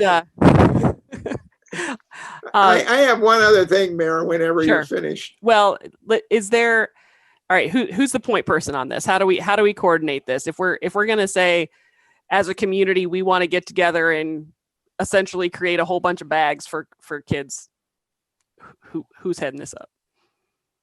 If I may, Madam Mayor and gentlemen. Yes, sir. Myself, along with Director of Recreation and Cultural Arts, Michelle Johnson, spoke a little bit about this since the last council meeting, and given the plans and direction for October 29th, I'd like to work with both she and her staff to facilitate that direction. And I think we're prepared to do so. Okay. All right. Great. Appreciate that. Councilman Clay? Yeah, I was reminded by Ginger. Thank you, Ginger. I had put a notice out on my email that there is going to be a brownfield community meeting about the Pure gas station on Main Street and the rehabilitation thereof. And that's going to be online from 5:30 to 6:30 this Wednesday, October 7th. And I don't think it's posted on the city website. Maybe. It is on my website, clayonconsul.com, and it's on my notices bulletin board page. So just go, it's down, step your way down the page, it's on the right-hand side. It has a picture of the Pure gas station on it. So some of the people in my ward, I'm sure, will be excited about that. And I think they've already been notified, but Ginger brought it up, and I think that was good to remind everybody that's listening to pursue that. Sounds good. Thank you so much. All right. Ginger. So we need to approve the executive session minutes. Is there a motion? So moved. Is there a second? Second. All those in favor? Aye. Any opposed? Any abstentions? That's approved unanimously. And the last thing on our agenda is adjournment at 10:39 p.m. Thank you very much. Have a great evening, everybody. Take care. Thank you. Good night, ladies and gentlemen. Good night, all. Good night.